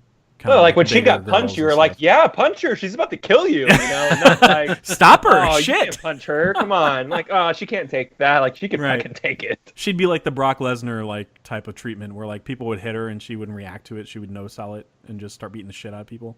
It was great. I enjoyed watching her. But yeah, Shawn Michaels, he's the showstopper, so we gotta have him go forward. The next matchup is number 11 seed. Yeah, dude. Yeah, brother. Let me tell you something, dude. It's Hulk Hogan and all the Hulkamaniacs versus number 6 seed Chris Jericho. Well, I don't know that these two ever fought in a match because I'm pretty sure. I don't think that either one of them would agree on an ending. it's going on the list. That just made the list. That just made the list. JD's first in this round. Do we want a quick vote or do we want to discuss it? Because I know I could Hogan has a vote it. legend. I mean, yeah, Hulk is a legend, but I could Yeah. quick vote it easily. Hulk's so. a legend, but he's never been my legend. So Yeah. Oh man, that's a good. Well- That's a good well quote. said. Good quote. Well said. Okay, so JD, go ahead. Jericho. Okay, cool. Ka. Hulk Hogan, I took you guys for a ride. No, Jericho. Yeah. Yeah, I'm gonna go with Y2J as well. The Ayatollah of Yeah. Rock and Rolla. Yes, Y2J. all of that Oh my stuff. God, I Yes, forgot the about Ayatollah that. of rock and roll I have not heard forever. Oh man. I guess it shouldn't have been that easy, but at the same time, it's kind of like, well, who evolved their character more? And Well, and Hogan had one Jericho evolution. is more you know? ours, man. I mean, I don't know. Hulk Hogan felt like I Jericho inherited is him. the best heel ever. Yes. Like he's just so good at it, and he's a fun, good guy too. I mean, so he can do both. Yeah, he can do Whereas both like Hogan's easily. like he's a good guy. Yeah, He's exactly. like a cookie cutter good guy. Right, you know, and then he like- made the one change in his career where he went bad guy, and it was like a cowardly Hollywood bad guy, too good to be around these normies. And that Yeah. was a very enjoyable thing to watch in WCW when it happened for several years with the NWO and stuff. But you could clearly see his influence like weighing down other talent, and I guess he's just. He had a lasting impact on the industry, kind of put it on the map in general, like in terms of WWF in the early days. Sure. And in WCW too. I mean, when they got him, that was huge. Huge. But he's kind of a shitty person. So we're going to, Jericho's moving on. Yeah. Hey man, sometimes you say some weird shit when you're having sex with your buddy's wife, you know? Right? Oh, man. Not just that, but like the politicking backstage of him, he would always have creative control of his character. So if he was like, "Nah, man, I don't want to lose to that guy, dude," they were like, That's how he sounds too. yeah. Nah, brother. No, I'm not Nah, losing dude, to that I guy. don't want to Nah. do that, man. I don't want to lose to that guy, dude. The writers were like, "Okay, our hands are tied because it's in his contract. He has to, have a say in how his matches go down." And that's fucked up, Yeah. That's a he, like, very never lost? ego-driven thing instead of it's supposed to be a team thing, being in. You're supposed to lift up your brothers. Yeah. Yeah, and it's supposed to be you're supposed to be in it for the success of the entire company, really. Like, otherwise nobody's watching and everything's shit. Right. You can't just be like, oh, go figure, Hogan won again. It's not fun when one's on top. That's Yeah, why the like entire the time. Attitude Era wouldn't have been successful if it was just The Rock. No, you had The Rock and like 6 other huge personalities. Right. Like. And you always you had have to Stone have that. Cold chasing the title. Always. Yeah. Always. It was always better when he was chasing the title. Or And then when he finally held gets down. it, he like alters the belt to make it personalized and stuff Oh, like I that. love You know, that. but The like it's skull so. belt, yeah. Oh, man, that's good. So the next matchup, the first quarterfinals matchup, is Mick Foley versus Stone Cold. These guys had a feud themselves. Oh, yeah. In a couple matches Yeah, they in the did. Attitude Era. I don't know. This is kind of a easy one for me. I'm going to go with Stone Cold. I gave the underdog his day, Mick Foley, but if we're talking about impact, it's all about Stone Cold, man, for me. So JD. Yeah. I'm not going against my number one, bruh. It's that simple. Yeah. Stone Cold, he got a ice cream shop named after him, so I think did. that legacy is That super was strong. specifically why they named it. Yep. Exactly. Even though it's Cold Stone and not Stone Cold, but whatever. You have copyright. We know where they got and it stuff, from. Yeah, exactly. We all know. We all know. Fuckers. But yeah, Stone Cold for sure. Because man, if there's anybody in this business that I literally would want to kick back and drink like 20 beers apiece with, it's fucking this guy. Yeah, That'd be right. the best 20 beers you've ever He drank drinks. in your life. He said he drinks wine now. Can you believe that shit? dude. I drink samesies, wine man. now. Yeah. I go to Yeah. Trader Joe's, Can you imagine get if his the character $2 was all truck. about wine all the time instead of beer? Like it's just like, I get back home and I'll drink a wine. Pours wine all over himself and At least everything. it's not wine coolers. Like it's Right. it's actually wine. So Oh man. and I've A recently made little the switch, Joe so Ross. I that would have been. got the Cabernet Sauvignon. Yeah. That would have been such a great turn to his character if when he turned heel, he would drink wine instead. Beer. but I would similar to love how to he see drinks him beer. play like fake redneck classy. That would be brilliant. I would Oh love- I would man, love- and he would think he's better than everybody, but he would still drink it the same way. He'd drink it all messy and shit. Yeah, exactly. And it'd be all yeah. sticky and cheers wine glasses and it breaks while he cheers. We love you, Mick, but it's stone cold, man. We do love Mick Foley, and he's a great dude. He's really taken seriously like all this stuff, all the lasting effects of Bless You, I think. All the lasting effects. That was a cough sneeze. Sorry. Oh, because that was a cough. That was a snoff. So like Mick Foley and everybody's really been paying attention to the lasting effects of wrestling and how it affects the brain or adversely affects the brain, especially since the Chris Benoit murder suicide. Oh, did he do something? Oh man. Jesus Christ! Oh, what What, like in happened? his career? I thought, yeah, I thought he we retired. just didn't put him on the list because he wasn't a very good wrestler. Even though he Oh, was a man. fucking fantastic wrestler. Yeah, he was good, man. That's Yeah. the shitty part. What was this move I mean, called again? There's more. There's more. I mean, don't. That's Process. not the shitty part. That's Right? a shitty what it- part about the whole Chris Benoit thing. Is like he was such a good wrestler, Yeah. and it's fucking. Dude, that there's name been a lot. forever. There's been a lot of tragedies Yeah. in this industry over the years. Like Owen Hart was one that came to mind when I Yeah, was yeah. younger. But yeah, this one, like, It's very traumatizing. dude, Yeah. this one takes the cake, man, because that's like that's the most like I think peripheral. There's outside damage there. Like Owen Hart, he passed away by himself, but other people had to lose their lives, and this one is fucking terrible. Yeah, it's awful, and it was premeditated in a very weird way, Yeah. And when they assessed his brain, it was kind of like it was either it was like a brain of an 8-year-old or some shit, or the brain of an 80-year-old. It was I something heard it fucked was up. 80. Yeah, I heard there Yeah. was so much deterioration from Yeah. concussions and everything and Exactly. brain damage that like they literally he had a brain that pretty much had lived 80 years of like turmoil. Right. And he was he's in his like late 30s or something like that. Something He like that. wasn't- 40, I don't know. maybe early 40s. Yeah. But yeah, it was just like ridiculous, the amount of impact that. But yeah, and Foley's been bringing that up quite often. He writes a lot. He's like a columnist, I guess, for his own website because he knows he has fans and stuff that listen to him. And he wants to donate his brain to science after he passes away to have it assessed and everything for his life and as a wrestler. Which his brain will be fucking a mess. I can tell you that. I'm sure it will be. Yeah. So many chair shots to the head. Jesus Christ. Oh my god. Like, yeah. you have a couple nail marks in your brain, Yeah. Nick. Sorry, dude. There's Like, is it that a penetrated Isn't your he skull. missing a piece of a skull or something like that also? Yeah. Like, Yeah. Jesus fucking Christ. nutty. That Would is not surprise terrifying to think of. But yeah, he's still a very active voice in wrestling and stuff, and cheering on certain people that are finding their way in wrestling currently. He's just a big fan he's still a big fan, and he's a good dude. Just I love overall. that. I love that. Like this industry, like chewed him up and spit him out. But like, and they honor him. I'm not trying to make it but it literally, like, he's been chewed up and spit out by this industry. And Yeah. he's still a fan of it. He's not jaded. He's not No. like, oh, I've moved on from that part of my life. He's still like the biggest wrestling fan. Yeah, he I'm loves subscribed to him on Facebook, so like I see all of his shit all Oh, the you time. see all that so. too, yeah. Do you see his? We're gonna get real pervy in 3, 2, 1. Do you see his hot daughter? Ooh. Yeah, all the time. Good for him. Great, Yeah, great genes. Good for you. All right. Where did those come from? I know? And by those, I mean her bit. No, I'm sorry. No, Never mind, I'm sorry. we're not gonna go there. Hey, we gotta be classy, okay? We put shot on. I'm the social justice warrior of the podcast, so I didn't say that. Oh God. Stone Holy Cold moves shit, on. she is so hot. What the Yeah. fuck?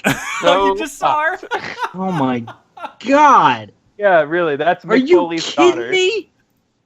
Are you kidding me?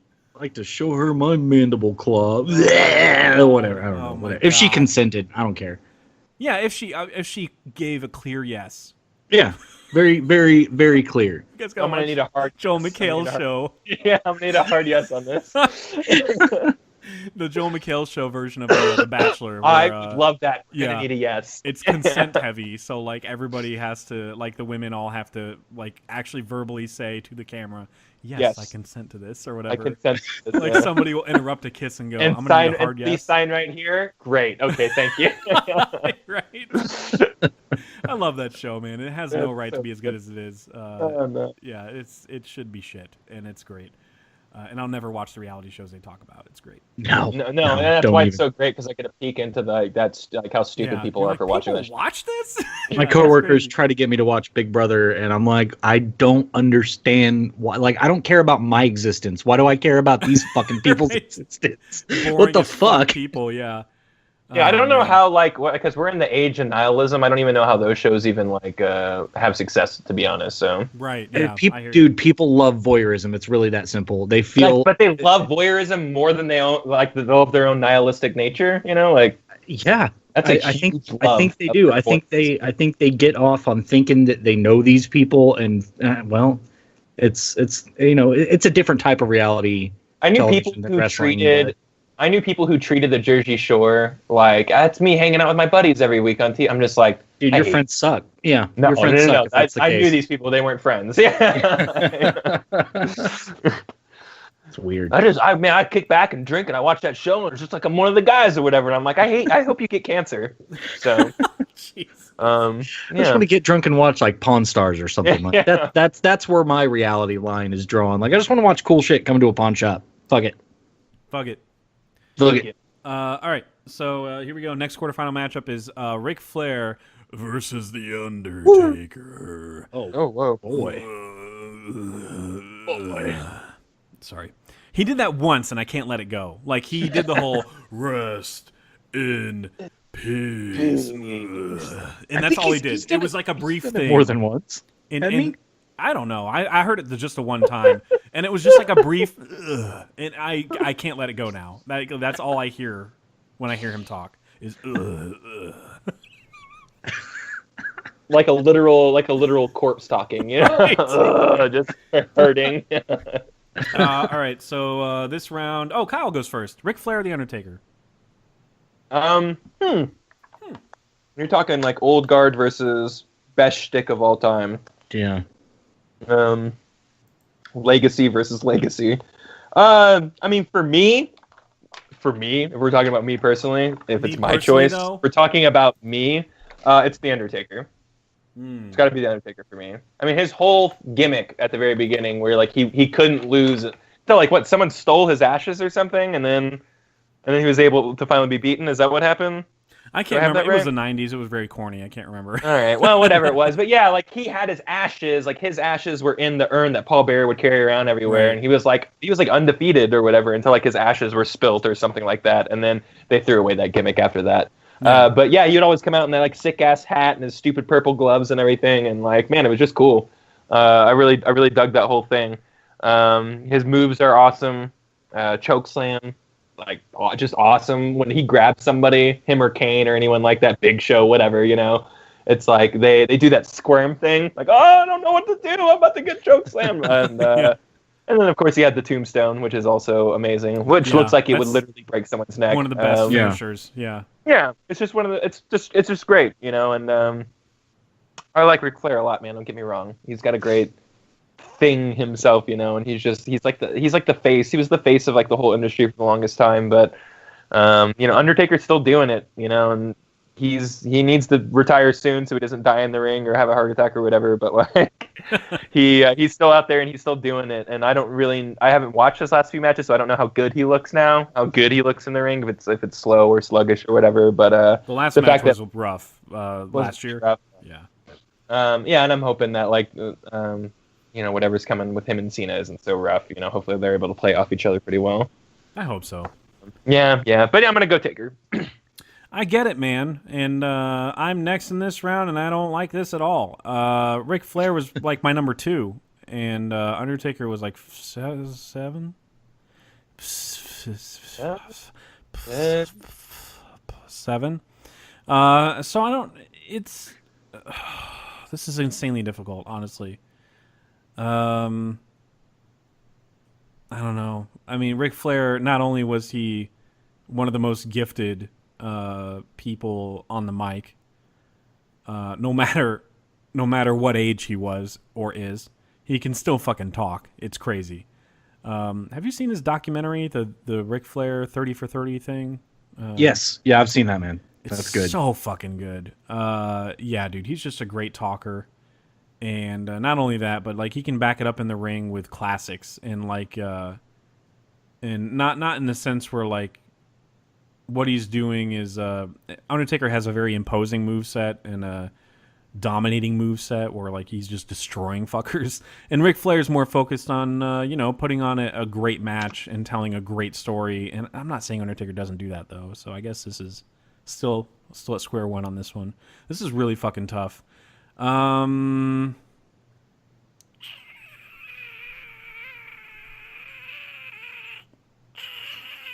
just gonna keep making noises. I guess my credibility's on the line here, but I'm gonna go with the Undertaker. Okay. It's really tough to go against him, honestly. I guess you can say that about anybody that goes against him. That surprises me. It's really. I mean, Undertaker has been. It's pretty amazing. He's been in like the. Every time he gets in the ring, not recently, not last year, but like before that, anytime he got in the ring, I forgot how like agile he was and stuff. Mm-hmm. And it's pretty nuts. Like there's a part in one of his matches with Shawn Michaels where he goes to dive. He goes to do a flip outside the ring onto Shawn Michaels, and Shawn moves a cameraman in the way, and it's one of the like ugliest, sickest bumps I've ever seen in wrestling. And I just forgot Undertaker could do that shit. You know what I mean? It's like he's this big guy and he's doing flips and shit. It's crazy. Well, and his sit-up move is my favorite, where he sits up. Dude, yeah.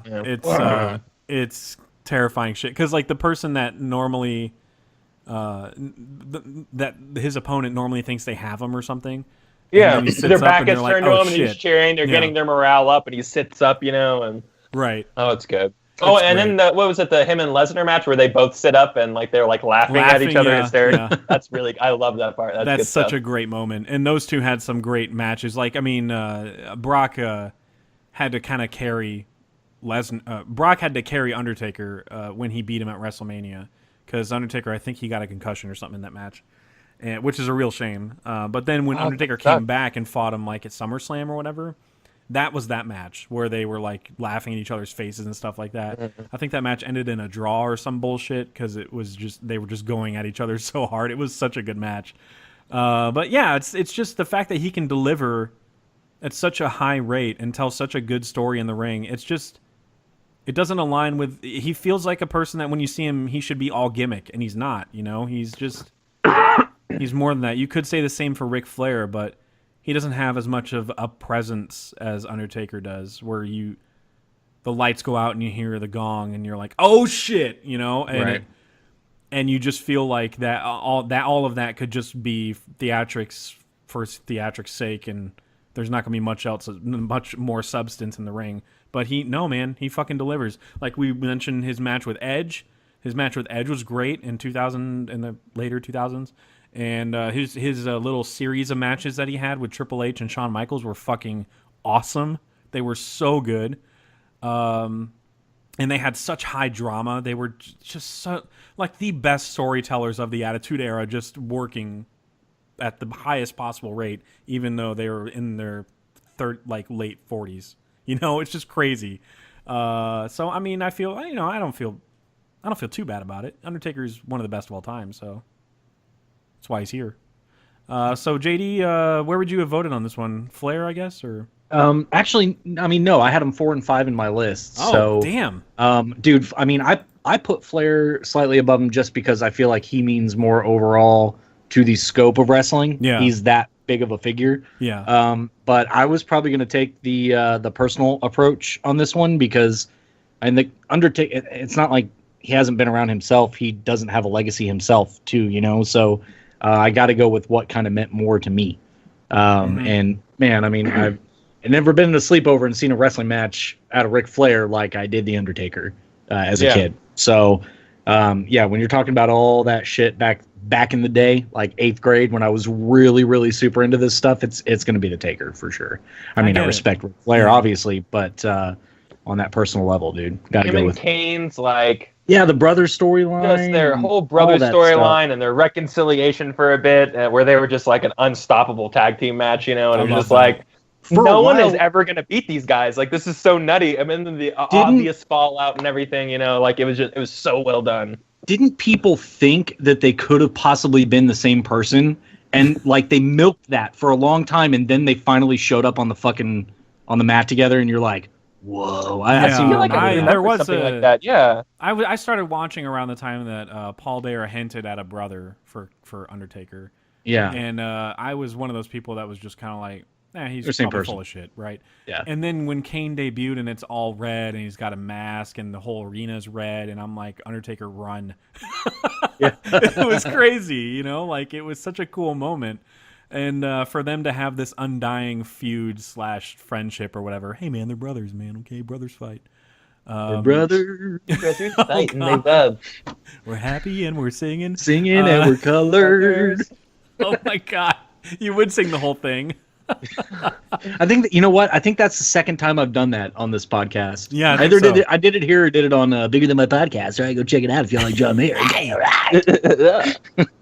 Yeah, you know what? Yeah, I'm pretty sure that's where we did it. Yeah, because, Yeah. obviously we talk about TV themes on the John Mayer podcast, Naturally. naturally. I'm okay with Undertaker winning on this one. I Yeah. think I'm okay with Yeah, it. I don't feel Taker bad took about it. I think I'm Taker okay took with it. So the next matchup is Bret Hart versus The Rock. I feel like, honestly, Yeah. this is a dream matchup again, like for The Rock. This dude is getting dream matchups left and right. I do feel like, honestly, this is because Bret Hart kind of barely won the last round. We could Yeah. quick vote this one. Yeah. It's the We're Rock. talking dude. about a megastar versus Yeah, the guy this who put guy on is two of our like favorite match of all time. so- permeated He's entertainment, the most not famous just wrestling. wrestler of all time. He's the most successful Exactly. person ever out of that business. That's why I put him ahead of Stone Cold, because he is the most successful, and But his Stone Cold matches. could have been. His matches, I feel Yeah, he did you had see more Condemned? athleticism. He could have been. What? I said, He yeah, could have Stone been. Cold could have been. Did you see Condemned? He could have been. It was a jest. I saw Condemned. He couldn't have been. I promise. No, yeah, not at all. He had one speed. That's it. The Rock has actual like dynamics in his performance and shit. exactly. But yeah, The Rock is that's the vote. I guess JD goes first. Is JD where you gonna vote? The Wire. Yeah, The Rock. Okay. Right. All right, the Rocky Wire. Kyle, where are you gonna vote? Rack. Cool. I'm gonna vote for the gravel. All right, cool. So The Rock moves on, but that's not to discount Bret Hart's two amazing matches that we talked about, and he's put on many more. Even that Shawn Michaels match at Survivor Series was a good match until the screw job thing. But yeah, those two matches primarily. If you want to know like what's wrestling about and stuff, definitely watch Bret Hart versus Stone Cold in the submission match at WrestleMania 13, and I think it's 13. And the match, if you have an hour plus, you won't for wrestling. But Bret Hart versus Shawn Michaels Iron Man match. I can't remember the number of WrestleMania that was. 12, 11, 10. But yeah, that's a great one too. And Bret Hart's had other great matches, like Undertaker. He's had some good matches. But yeah, I primarily remember his feuds, his feuds, his mic work and stuff with Stone Cold and Shawn Michaels, because it brought out so much rage in him, a different side of him.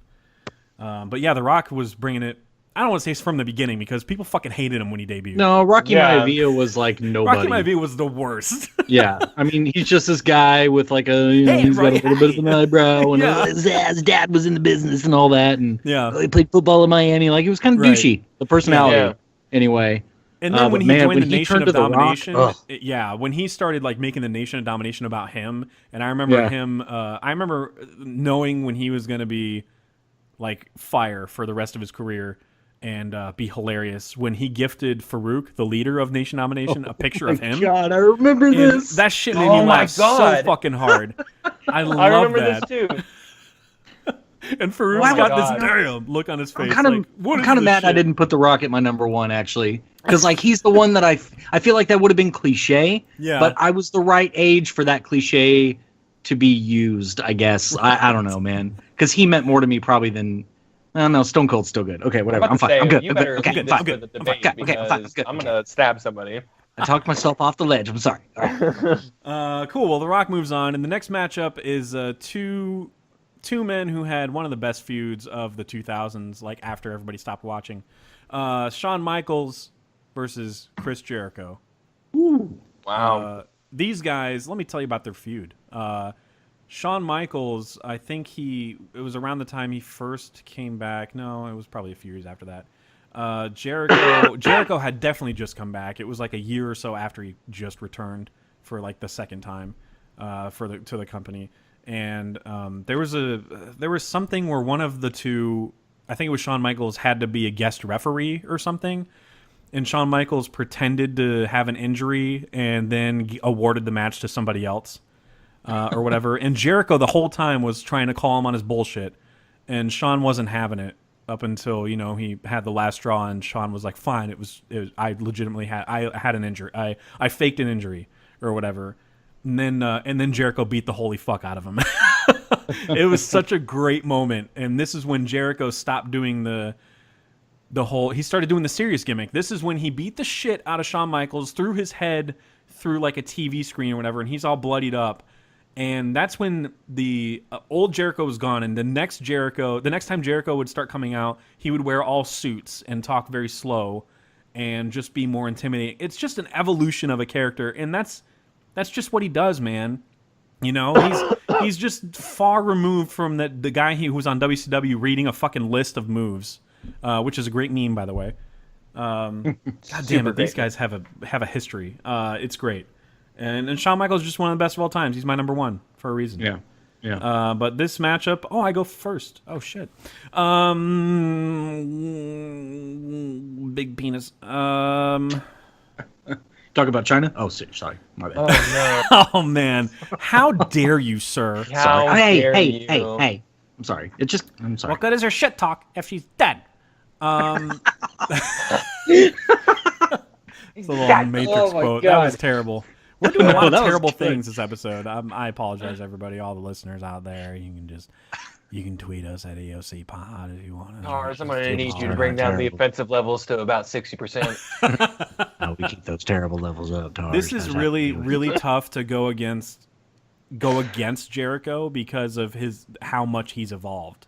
Like the story I just told you about where he started coming out in suits and shit like that was 2008-ish, 2007. And then after that, he came back to the company. He left and came back to the company again in like 2013 or something like that. And he trolled everybody because the way he normally returns is they show these like viral videos. And the third time he returned, it made no sense, the viral videos. It made no sense at all. And then when he debuted, everybody's like, oh, of course it's Jericho. And then when he came out, all he did was go, yeah, come on. Woo, yeah. And then he pretended he was going to talk. And then he dropped the mic and ran out. And he was like, yeah, come on. Everybody wanted him to talk. And he denied them that. And it was just the greatest troll ever. And then he would do that like for like weeks on end. He would do that. He would do a match. And this is when CM Punk was like making it big, and he was calling himself the best in the world. And Jericho was teaming with CM Punk, and he would like tag himself in, run around the ring, and go, "Come on, everybody, woo!" and then tag himself out and leave the match. And you're like, "What the fuck?" It was just such brilliant like trolling and stuff. And then he kind of reverted back to the same slow talking bad guy character that feuded with CM Punk and stuff like that.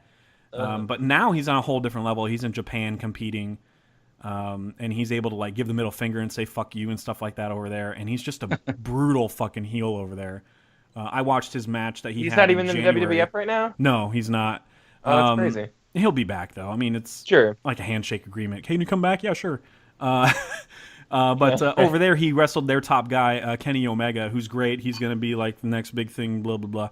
But their match was so good. Like in the middle of the match, Jericho slaps the referee's son and then puts him in the walls of Jericho and yells at the ref and says, "This is your son?" And it's fucking hilarious. Like, did he pull him out of the crowd, or is the son son Please like? share that match, Jeff. I want to see that so bad. Is that a normal thing where the referee just brings his son to work? I think that Pull him out of the crowd, or it's New Japan Pro Wrestling, and I think the referee is like a famous character for this New Japan because he wears red shoes. They call him Red Shoes, and I think sense. Jericho beat him up first, and then he slapped his son who was nearby.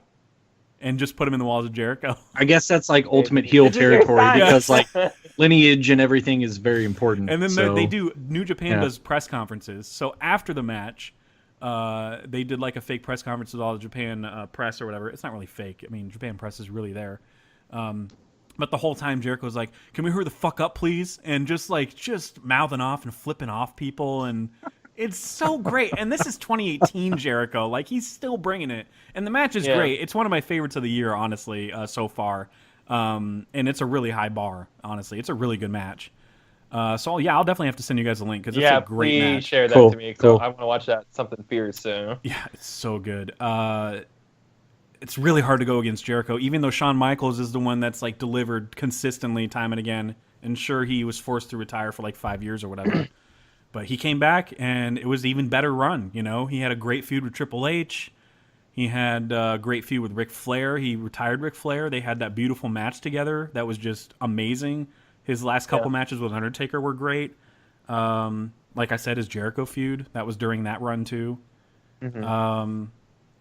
It's really, really tough to go against the guy that constantly evolves his character, though. God damn it, this is so tough.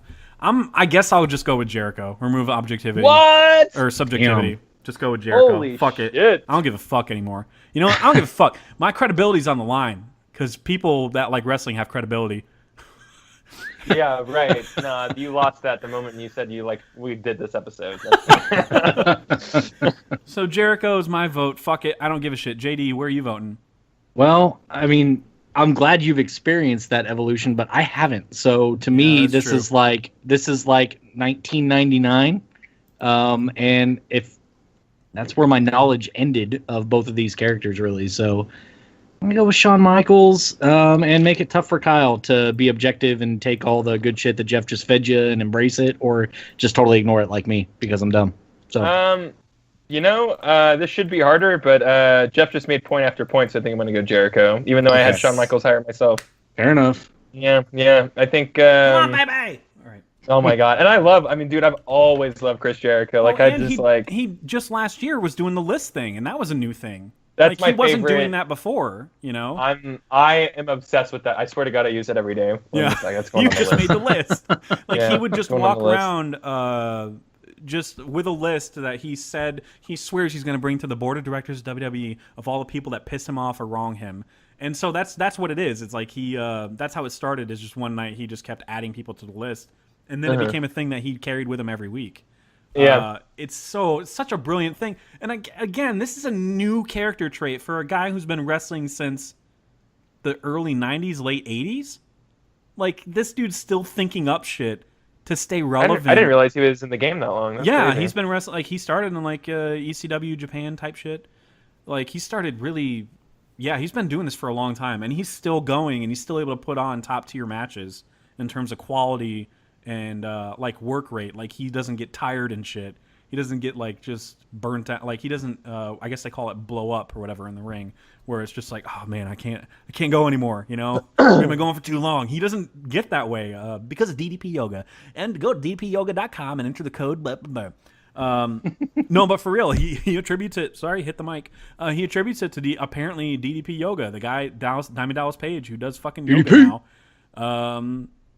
Apparently, it's good yoga, and Jericho is able to stay in shape because of it. It's crazy.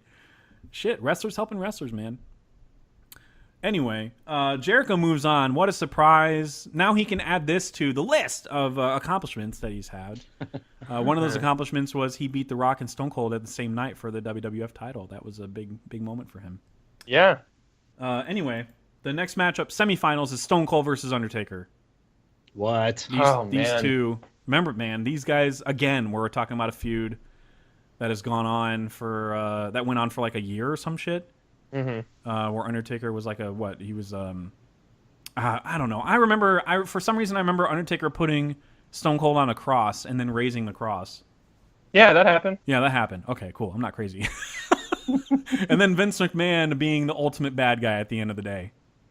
We're like, Yeah. it's me, Austin, and like it's I was the one. it was me. Because of course Vince is always Stone Cold's eternal bad guy.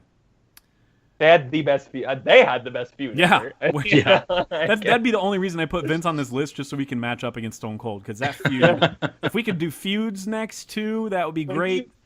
When he rolled out like with that beer truck and the hose and everything like that. Oh my! It was him. It was Vince and Kurt Angle, right? They were both in the ring. Was it? Yes. No. Yeah. It was Vince, The Rock, and Shane, I think. Oh, it was The Rock. It and wasn't. Vince You're started right. swimming in the beer. Do you remember that? He's doing I do, flipping yeah. God. and but he's doing it in like a panicked way, like, oh God. And Yeah, right. and Like, Stone I don't Cold's know what like, to do. I can't take this, man. That's just fucking hilarious and ridiculous. Yeah, oh my God. It's Man. Stone Cold is just I don't know how we're gonna go against this guy at all at any point in this. So Kyle, where are you gonna vote? This should be harder, but then I think about that time Stone Cold came down in the Royal Rumble and literally beat everybody in the ring, like all 30 people.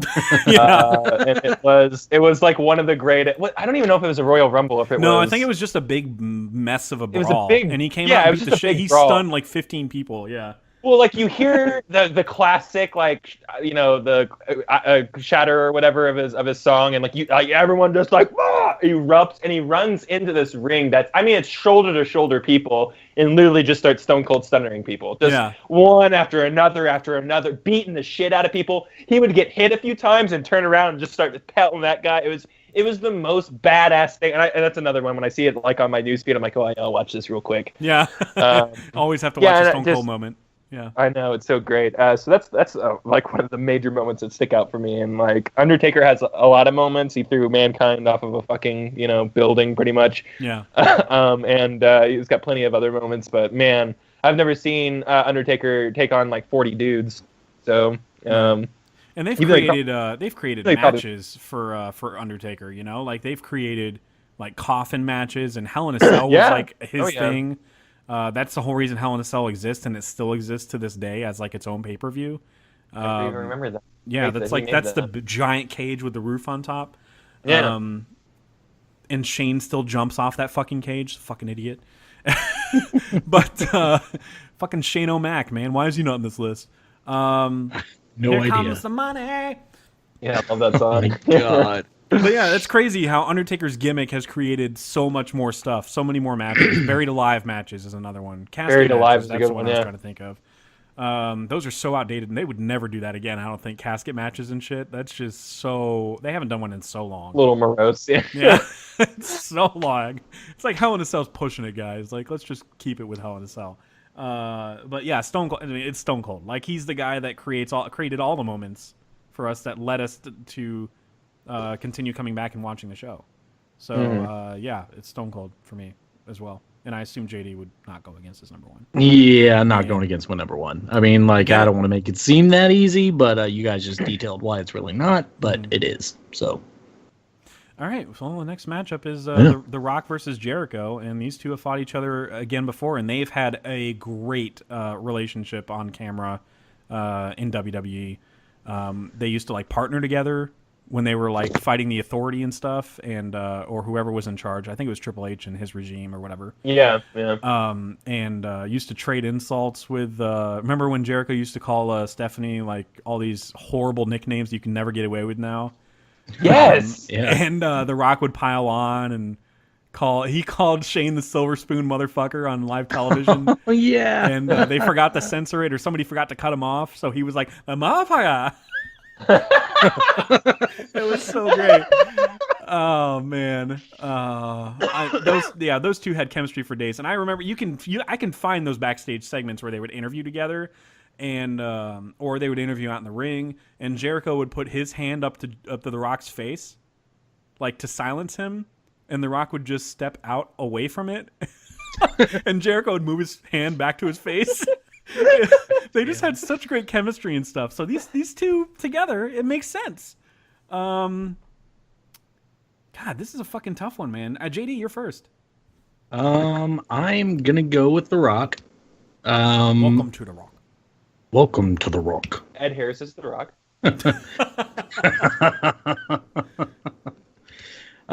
Yeah, man. I mean, obviously, I got enough of Chris Jericho. Not like saying I got my fill, but like I got enough exposure to him before I stopped watching. But man, it's The Rock, dude. He's just the quintessential wrestler from that time. As far as like Stone Cold was he was very prominent amongst my group of friends. Like that was definitely, I mean, he's my number one, but I think probably a consensus number one against. Or amongst my group of friends back then, but like The Rock was just like you just knew he was gonna ooze that charisma, and I don't know, man. I mean, Jericho was great, but when I was watching, it was all about The Rock. So I'm gonna go with The Rock. I don't blame you. Kyle. Yeah, I'm probably gonna have to go The Rock as well, even though I'm a huge Jericho fan. You guys just made the list. All right. Yeah, right. I'm The interested Rock to is see a lot of just the like- stuff that he's done since then. Oh, you man, know, it's been so fucking funny. It's so good, yeah. But The Rock's the most electrifying man in entertainment. Yeah. yeah. In Entertainment's all most of electrifying entertainment, because In movies. all man. His eyebrow, his people's elbow. I mean, he's got all that stuff. The rock bottom is a cool move, man. I like it. I like easy setup moves, where it's just like you put his arm over his chest, you know what's going on. Stone Cold grabs you by the neck, you know what's going on. He kicks you first, I guess, but it's just like you could see the tells, in these classic moves. And man, like no one could work a crowd like The Rock could. Maybe Stone Cold could, but it's just they both had these huge energies, and The Rock specifically just really knew how to really utilize a shtick. Like, how long did he have that pie strudel shtick? It was like 3 years. Like he was using that. Man, I'm sure he still but it brings never up got when he old. returns. He kept on figuring out ways to reinvent it and stuff. Like it was just it never got old to me. So I like. I mean, it's The Rock for me. It's pretty easy. Damn, man. Who would have thunk it? Stone Cold and The Rock in the fucking finals. Yeah. Except, we kind of predicted it at the beginning, but that's okay. That's okay. But that was only for Attitude Era stars. But at the same time, I'm kind of like, you know what? This kind of makes sense.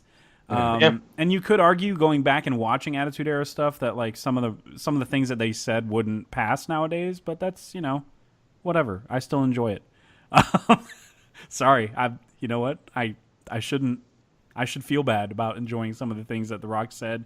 Like, he said some pretty fucked up things about women and stuff. you were Some really fucked up things about you him. were 11. I mean, I like know. you can't.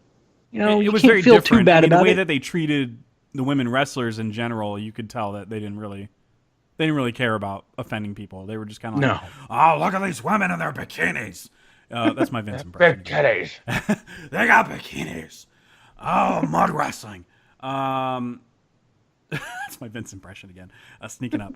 The Rock and Stone Cold is a fight. I would have voted for The Rock too, by the way, because it's just, he transcends the fucking sport. So it's The Rock. But yeah, these two, man, this is fucking poetic right here. The Rock and Stone Cold, the icons of their era, the guys that you think of when you think of Attitude Era, is primarily these two.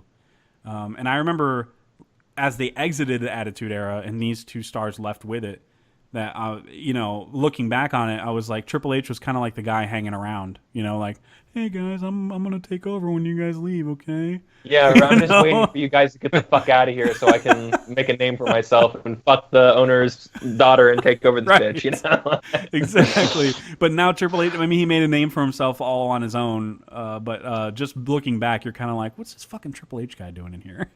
Yeah. He's not in the same fucking league as these guys. But he's trying to be. You could always tell he was trying to be. Like, you're trying to be the third. You're trying to be the third pillar. That's cute. Yeah. These guys, especially together, were just the best. And even when they were both like good guys or whatever, and then Stone Cold would have these. This was near the end of his run. Stone Cold would have these moments where Raw would go off the air, and he would come back out and just fuck around on the mic, and The Rock would join him sometimes. I can send you guys clips of that. Please. Because there's definitely, like, the cameras were still rolling for, like, DVD extras and stuff. Sure. But, they didn't air it on television. It was just The Rock and Stone Cold just being inappropriate and having beer together and doing dumb shit and talking to fans. And Stone Cold would do this thing where he would ride a like one of those office chairs with wheels and shit. He would go to the top of the entrance ramp and just ride it all the way down. I've seen that. Yeah, I've that seen shit is hilarious. And he'd have 2 beers in his hands as he does it. It's so fucking funny. I go first, unfortunately. I have the luxury of going first, and this really sucks. I really don't want to vote at all. I just don't.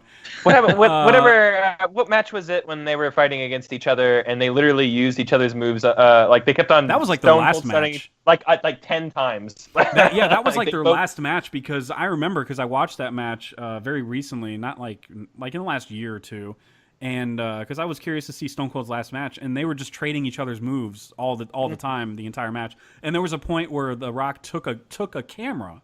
I don't know if you remember this, and they were on top of the commentary table, and The Rock's like filming. Like, such a fucking great moment because it's just the embodiment of these two characters.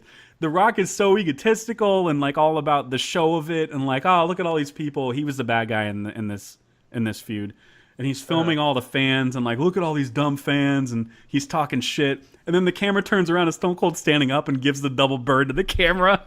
Yep, I remember and then that. he stuns The Rock while he's holding the camera. While he's holding the camera on the commentary table. Yeah, I totally remember that. I think that was their last match, and that was when they were just going all out. And I remember for some reason that The Rock put on Stone Cold's vest too, and he was like being a real asshole about I'm Stone Cold and stuff like that, and he was like nailing it in terms of the heel aspect. Like he went away, did The Mummy Returns and Scorpion King and some other movies like The Rundown or whatever, which is great, underrated. It's a great movie. I like Rundown, yeah. And, it's not bad. We need a sequel of that one, everybody. Let's fucking get on it. How do we? Let's get Walking Tall 2, please. Let's do that. Oh yeah, I actually enjoyed that one too. Oops, I hit the thing again. Anyway, the Rock, he should have been cheered, and he found a way to dig his way into people's skin and to make them hate him. I don't know how the fuck he did that. And Stone Cold had a harder time doing that, honestly, when he went. He did have a harder time. You're right. Yeah. People still cheered him no matter what. And Stone Cold, even in his documentary, was like, "I didn't like it. I didn't like doing that. I mean, he was like, I had fun doing the singing bit and becoming the silly heel. But when it first started, I hated it." Well, he said it was just against his entire character. He's like, I didn't really understand it. It didn't make sense. Yeah. Why was I shaking hand with this guy that I've been feuding with since I started here? I don't know, man. I'm probably going to be outvoted. I'm going to go ahead and go with The Rock. I did rank him higher. I think I just admire his athleticism a little more than Stone Cold's. Like, he's just got more stamina, I guess, I feel, personally. Sorry, Stone Cold. If he listens to this, he's going to fucking hunt me down. Yeah. And, I'm trying to get on that list, bro. I'll give you a 10-second head start. We'll see you slow. And also The Rock, he can do any. I mean, it's kind of fucked up that he's so talented. He can do anything. He can be good guy or bad guy, and it plays well any day of the week. Like it plays really well with any audience. I remember I can watch his return video when he came back after like 9 years or whatever away. This was recently, like in 2012 or something, when he first returned. And I could watch that return video all the time and still get chills every time he comes out because that crowd was fucking loud. And that's great. I got to share that video with you guys too. I got a lot of sharing to do today after this podcast. But I feel like he can hold the crowd in his palm of his hands and make them boom and make them cheer him. And it's like easy, Stone Cold is just, you can't boo him. It's impossible. you just fucking can't, man. Even when he was a bad guy singing, you're like, that's funny. Like, this is a funny bad guy. What? And everyone's the what thing. That. Like, when he was doing the what thing, and he would do it to the crowd, and they would do it back to him, and he did. Like, well, I don't even know if that's what he intended. You know what I mean? Yeah. Like, it feels like he was just trying to be a jerk, but like. Yeah, he was trying to be an asshole, but it just everyone ate it up, Like, exactly. It kind of backfired. Signs with what on it, everything was what, like it was just crazy. But sorry to everybody letting him down. And also The Rock, I mentioned he transcends the whole wrestling idea of wrestling because he's a goddamn megastar making $1 million, making just $1 million. Just $1 million. Just $1 million. That's where he caps out. Making them millions, and he's also he made a not shitty Jumanji movie, and I really have to give him a lot of credit for that. Yeah, he made it himself. Made a lot of that come together with Kevin Hart and the entire ensemble, really, because that's a funny movie. Everybody should honestly. I feel like everybody should see that because I feel like that's a comedy for the masses that a lot of people would really enjoy. Well, the box office reflected it. It So, did, yeah. If yeah. we did our bracket again, having I seen it, I scoffed. feel like we would have ranked it higher than like fucking Boss Baby or something. Yeah, no, you're right. Yeah. I scoffed at everybody that told me that they were going to see that movie, and I was just like, garbage, get the fuck out. Yeah. Childhood Yeah, bullshit. I had a real stick up my ass And about that when movie I watched too, it, so. I don't even think I told you guys that I watched it, but I ended up doing it like a week and a half ago, and it did not ruin my childhood, and it was funny. So, I guess I'm coming in above the bar there. So Childhood. Yeah. Ruined my childhood. Get right in. yeah. It bent over my childhood and fucked it. So my vote's The Rock, but you guys can go ahead and vote your Stone Cold. So who's first? It's JD. Oh, cool. Well, listen, the Stone Cold, Stone Cold Steve Austin has never Sir made a Cold. Jumanji movie that ruined my childhood. So fuck The Rock. Just doing a total 180 there. No, but for other reasons, just for personal favorite, dude, I fucking love Stone Cold so much. He was my favorite back in the day, and man, I give The Rock a ton of fucking credit, just for getting not getting out like, oh, it's this thing you gotta get out of, but just for moving on and becoming an icon for entertainment in general. It's amazing that there's this guy that we know from wrestling that literally everybody knows. Like, your mother knows about The Rock, your grandmother knows about The Rock if she's still alive. If she's not, I'm sorry. Not y'all directly, specifically, but everybody. Your whole family knows who the fucking Rock is. He's everywhere. But just as far, when I think of my favorite wrestler, like when I was a kid, whose poster would have been on the wall, it's Stone Cold. So Stone Cold. it's tough. Yeah, But it I'm is. gonna go drink some beers aggressively, like my dude Stone Cold, and if you need to know where Jeff lives, Stone Cold, because he didn't vote against you, just let me know. I got that shit. So. I just want The Rock to tweet at me. Doesn't Kyle, everybody? yeah, Oh, man. absolutely. Kyle, where do you There's gonna be vote? there's gonna be some mad people, I tell you. Uh-oh. Jeff, I think you won me over. Yes! With your whole entire what? You son of a bitch! With the whole Rock and do it all, blah blah blah, all that stuff. It really won me over. But Ah, goddamn it. but Playing the heel. I think back on when I was a kid and whose shirt was I wearing? What video game character was I playing as when I was playing a wrestling game? What action figure did I have? What JD said poster did I have on the wall? All those answers are Stone Cold. I never owned a single piece of Rock memorabilia. Yeah. And I love The Rock. That's not even like The Rock was just overrated to me. Not true at all. I was just if I was owning or buying, we're not a very rich family, I didn't get a lot of wrestling memorabilia. So anytime I got it's something, expensive, man. it was for my, and it was absolutely. It was for my boy. Going to a live match, like that was we weren't buying merchandise to take home with us, like the match was the present, Yeah, so exactly. so like I think about that and like that's the guy I was always cheering for, so like a lot of personal, it's very subjective. A lot of subjectivity is coming into this one because he's the one that I was always cheering for. And he's the one that I've always he's wrestling to me, you know what I mean? Right. Whereas like The Rock is like entertainment, like he's everything, he's not. He can do it all, like The Rock. You're never gonna see the Condemned 2 with Stone Cold Steve Austin, like that's never gonna happen. So, as much as we all need more battle royale style movies, like that's just not gonna take off anytime soon. So, and Stone Cold Steve Austin's got a great podcast. He interviews well. He does. Yeah. I love listening to him like bitch about squirrels or something. Goddamn squirrel, the fucking addict. It's so great. Scurrying around everywhere. Had to shoot him with a fucking shotgun. Clatter, clatter. Why has it always got nuts in his mouth? Yeah, it's got to be Stone Cold for me. Yeah, I get that, and yeah, wrestling memorabilia blah, blah, blah, was pretty expensive. So I did own a I don't always own wrestling shirts, but when I do, it was Stone Cold when I was younger too. So I get that. Yeah. I'm just looking at it primarily in retrospect, like thinking back on how fucking spoiled we were when we watched the Attitude Era. Like, I remember getting tired of the Rock shtick, and now I'm like, where's the Rock? Like it's right. we took so much for granted when we watched we wrestling took back granted. then. Yeah. Yeah. Well, we never knew it was going to go away, So like we never knew the boobs and the legs and the and the hardcore matches and all that stuff was going to go away one day. Like whoever knew. And then John Cena came in and PG'd everything up. And thanks, John Cena.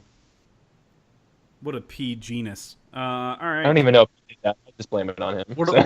what a blocker that guy is of fun. Right, And he's a blocker. roosters. By the way, guys, the movie's great. No, okay. Apparently, I guess I'll have to see it at some point in my life. Oh, it's gonna be my number one, Annihilation or Cockblockers. I don't know. I'm gonna fucking figure it out.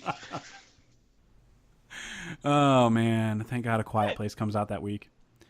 Right. But that's it. I guess Stone Cold is the winner. Fucking piece of shit. No, I'm just kidding. I love you, Stone Cold. Love you, bro. You tell me why I'm not in the bracket. Jesse Ventura is very upset. Oh, the body. Oh That's man, that guy's too much of a nut job to be in the brackets. Yes. And when he wrestled, it was just kind of like, oh, that's the guy with the flashy clothes or whatever. Like it wasn't like, oh, he put on 5-star matches. No, And that's why Hulk Hogan no. like almost barely made my list because he didn't like his finishing move was like a scoop slam, which is wrestling like week 1, I think, of wrestling training. Ripping his shirt off And was his a finishing leg move. drop.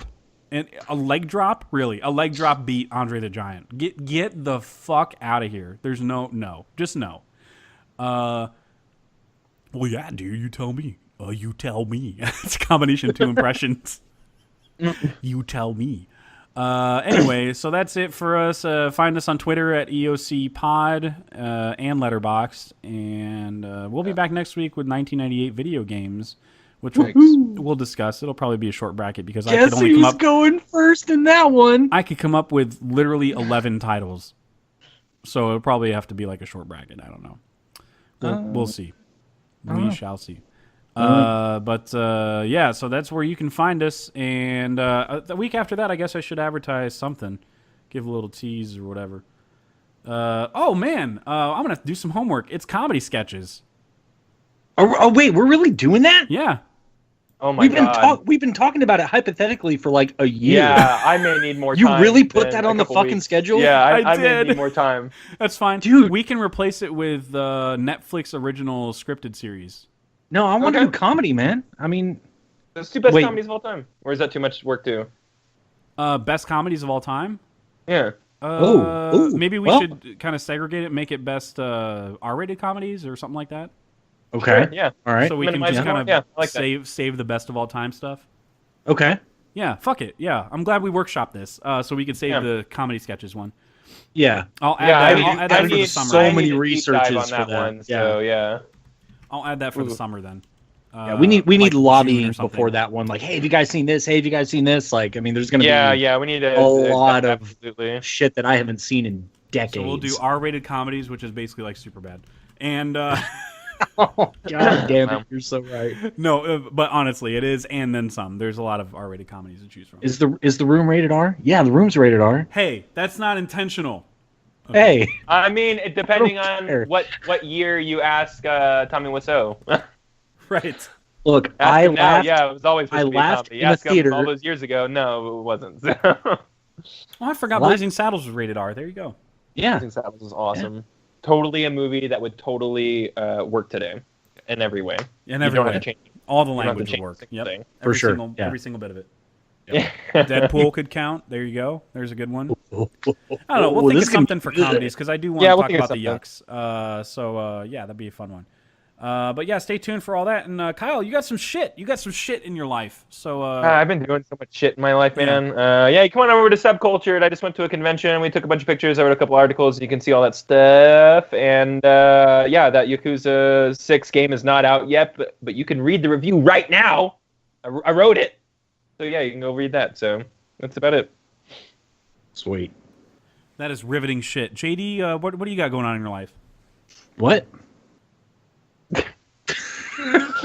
Is that What do you got going on in your Disarmed by life? the question. Yeah. is that a real question? It's like surgeries, butthole surgeries. Oh, that's right. 'Cause Butthole you're a re- doctor. We haven't called you a but- doctor this episode. Yeah, Yeah, it's that's been an it's been missing. We do an episode of wrestling with shtick, as like a primary point of emphasis, and we don't do our own. I mean, Yeah, I'm that's kind of weird. disappointed. But yeah, just a whole lot of doctor stuff and just life and whatever. So that's it. Yeah. Yeah. Well, that was riveting shit. You know what? If I you were a wrestler, you'd be John Doctor. That would be your gimmick. Original. Yeah, I just come out with like a stethoscope and a butthole enlarger, which is an actual medical thing. Is it? A beehole enlarger? I mean, have I you take your guys word for it. You know. Have you guys ever been to medical school to prove me wrong? Good point. I never saw that one in my 8 years of medical school. Yeah, exactly. Thank you. Whatever. So guys, stay tuned for the next episode. Thanks for tuning in, and I'm sorry we went long, but this is a once in a lifetime type discussion. So thanks for bearing with me, especially while I nerded out over all these fucking fake fighters. It's not fake, it's scripted. Fake's Jeff. the wrong word, even though I'll say that a lot. Scripted. Yeah, I can see it. You know what I mean. Choreographed. Right. Yeah. Everybody knows what I mean, though. Fine. I'm not saying Predetermined. I'm not saying nobody gets hurt. Or Dude, there are some people that think all of it's fake and none of the violence is real. Like that No, people segment get of people hurt. exists. Yeah. Look at Mick Foley. Yeah. Yeah, come I on. know, right? Look at the Come way on. he walks. Tell me that. Blood has been shed. Oh wow, Thunder got captured on mic. I guess special guest star We're getting Thunder. storms. Yeah, Oh the right. Thunder. Imagine Dragons. They're here. Oh my Imagine god. Dragons. All right. Oh, well, now we gotta cut it off. And then the No, thunder. that's enough. I don't They're even terrible. fucking know. Fuck Yeah, that can shit. I apparently, and they're at every single like game show ever, like as if like all gamers like Imagine Dragons, right? Let's put them on the game show. And I'm like, you know what? No. If all gamers like Imagine Dragons, then I hate gamers. yeah, same I'm here. not a gamer anymore, I'm yeah. not playing a game ever again if that's the case. Honest to God. Well, we'll see you guys a little later. Scripted. All right. Oh, we'll be back with a Ready Player One review. Oh, actually, it should have already dropped by this point. So go listen to our Ready Player One review. Yeah, Nice. right. It was great. Bye. Maybe, I don't know. Don't say that. Oh yeah, maybe not. Maybe it sucked. It's a Ready Cucker One is more like it. I don't know. Sorry. No. I'm really afraid that the movie is just going to be me going, oh my god, I know what that thing is. Oh my god, I know what that thing is, and not really digesting what the movie is. No. I'm really afraid no. that it's going to be that, like, No, where it's there's just like so- a fucking. There's It's so just much a fucking story. like Where's Waldo like movie. Oh my god, there's Chucky and Freddy and blah blah blah. And then hey, what was the movie about? Oh, I have no fucking idea. I don't think it's gonna. Dude, the story is there, and all that stuff is seriously just in the background. Like, I really do think the Easter egg aspect is gonna be for second, third, fourth viewings. Like, there's Yeah. no way you're gonna get all of it on view one. No fucking way. Well, the No good way. reviews, the positive reviews, have been spelling it out that the story is very present, and they did Good. make changes I to need the it to book. be. Because Yeah, I need it to that be. book is just and you know what, if they make changes, that's fine. I'm not one of those people who's like, this wasn't what happened in chapter 32 page whatever. Me neither. Yeah. Like, I don't fucking care. Like, just want a I better understand there is a movie. difference in medium. right. But yeah, just don't be like, oh hey, there's the Iron Giant. Oh hey, there's Freddy Krueger. Oh hey, there's a Berbeder. Like, it can't be that. But there's enough of a story there, I think, to keep all that stuff in check, and it's prevalent, but it won't be the priority. So, come on, Spiels, we're seeing that shit.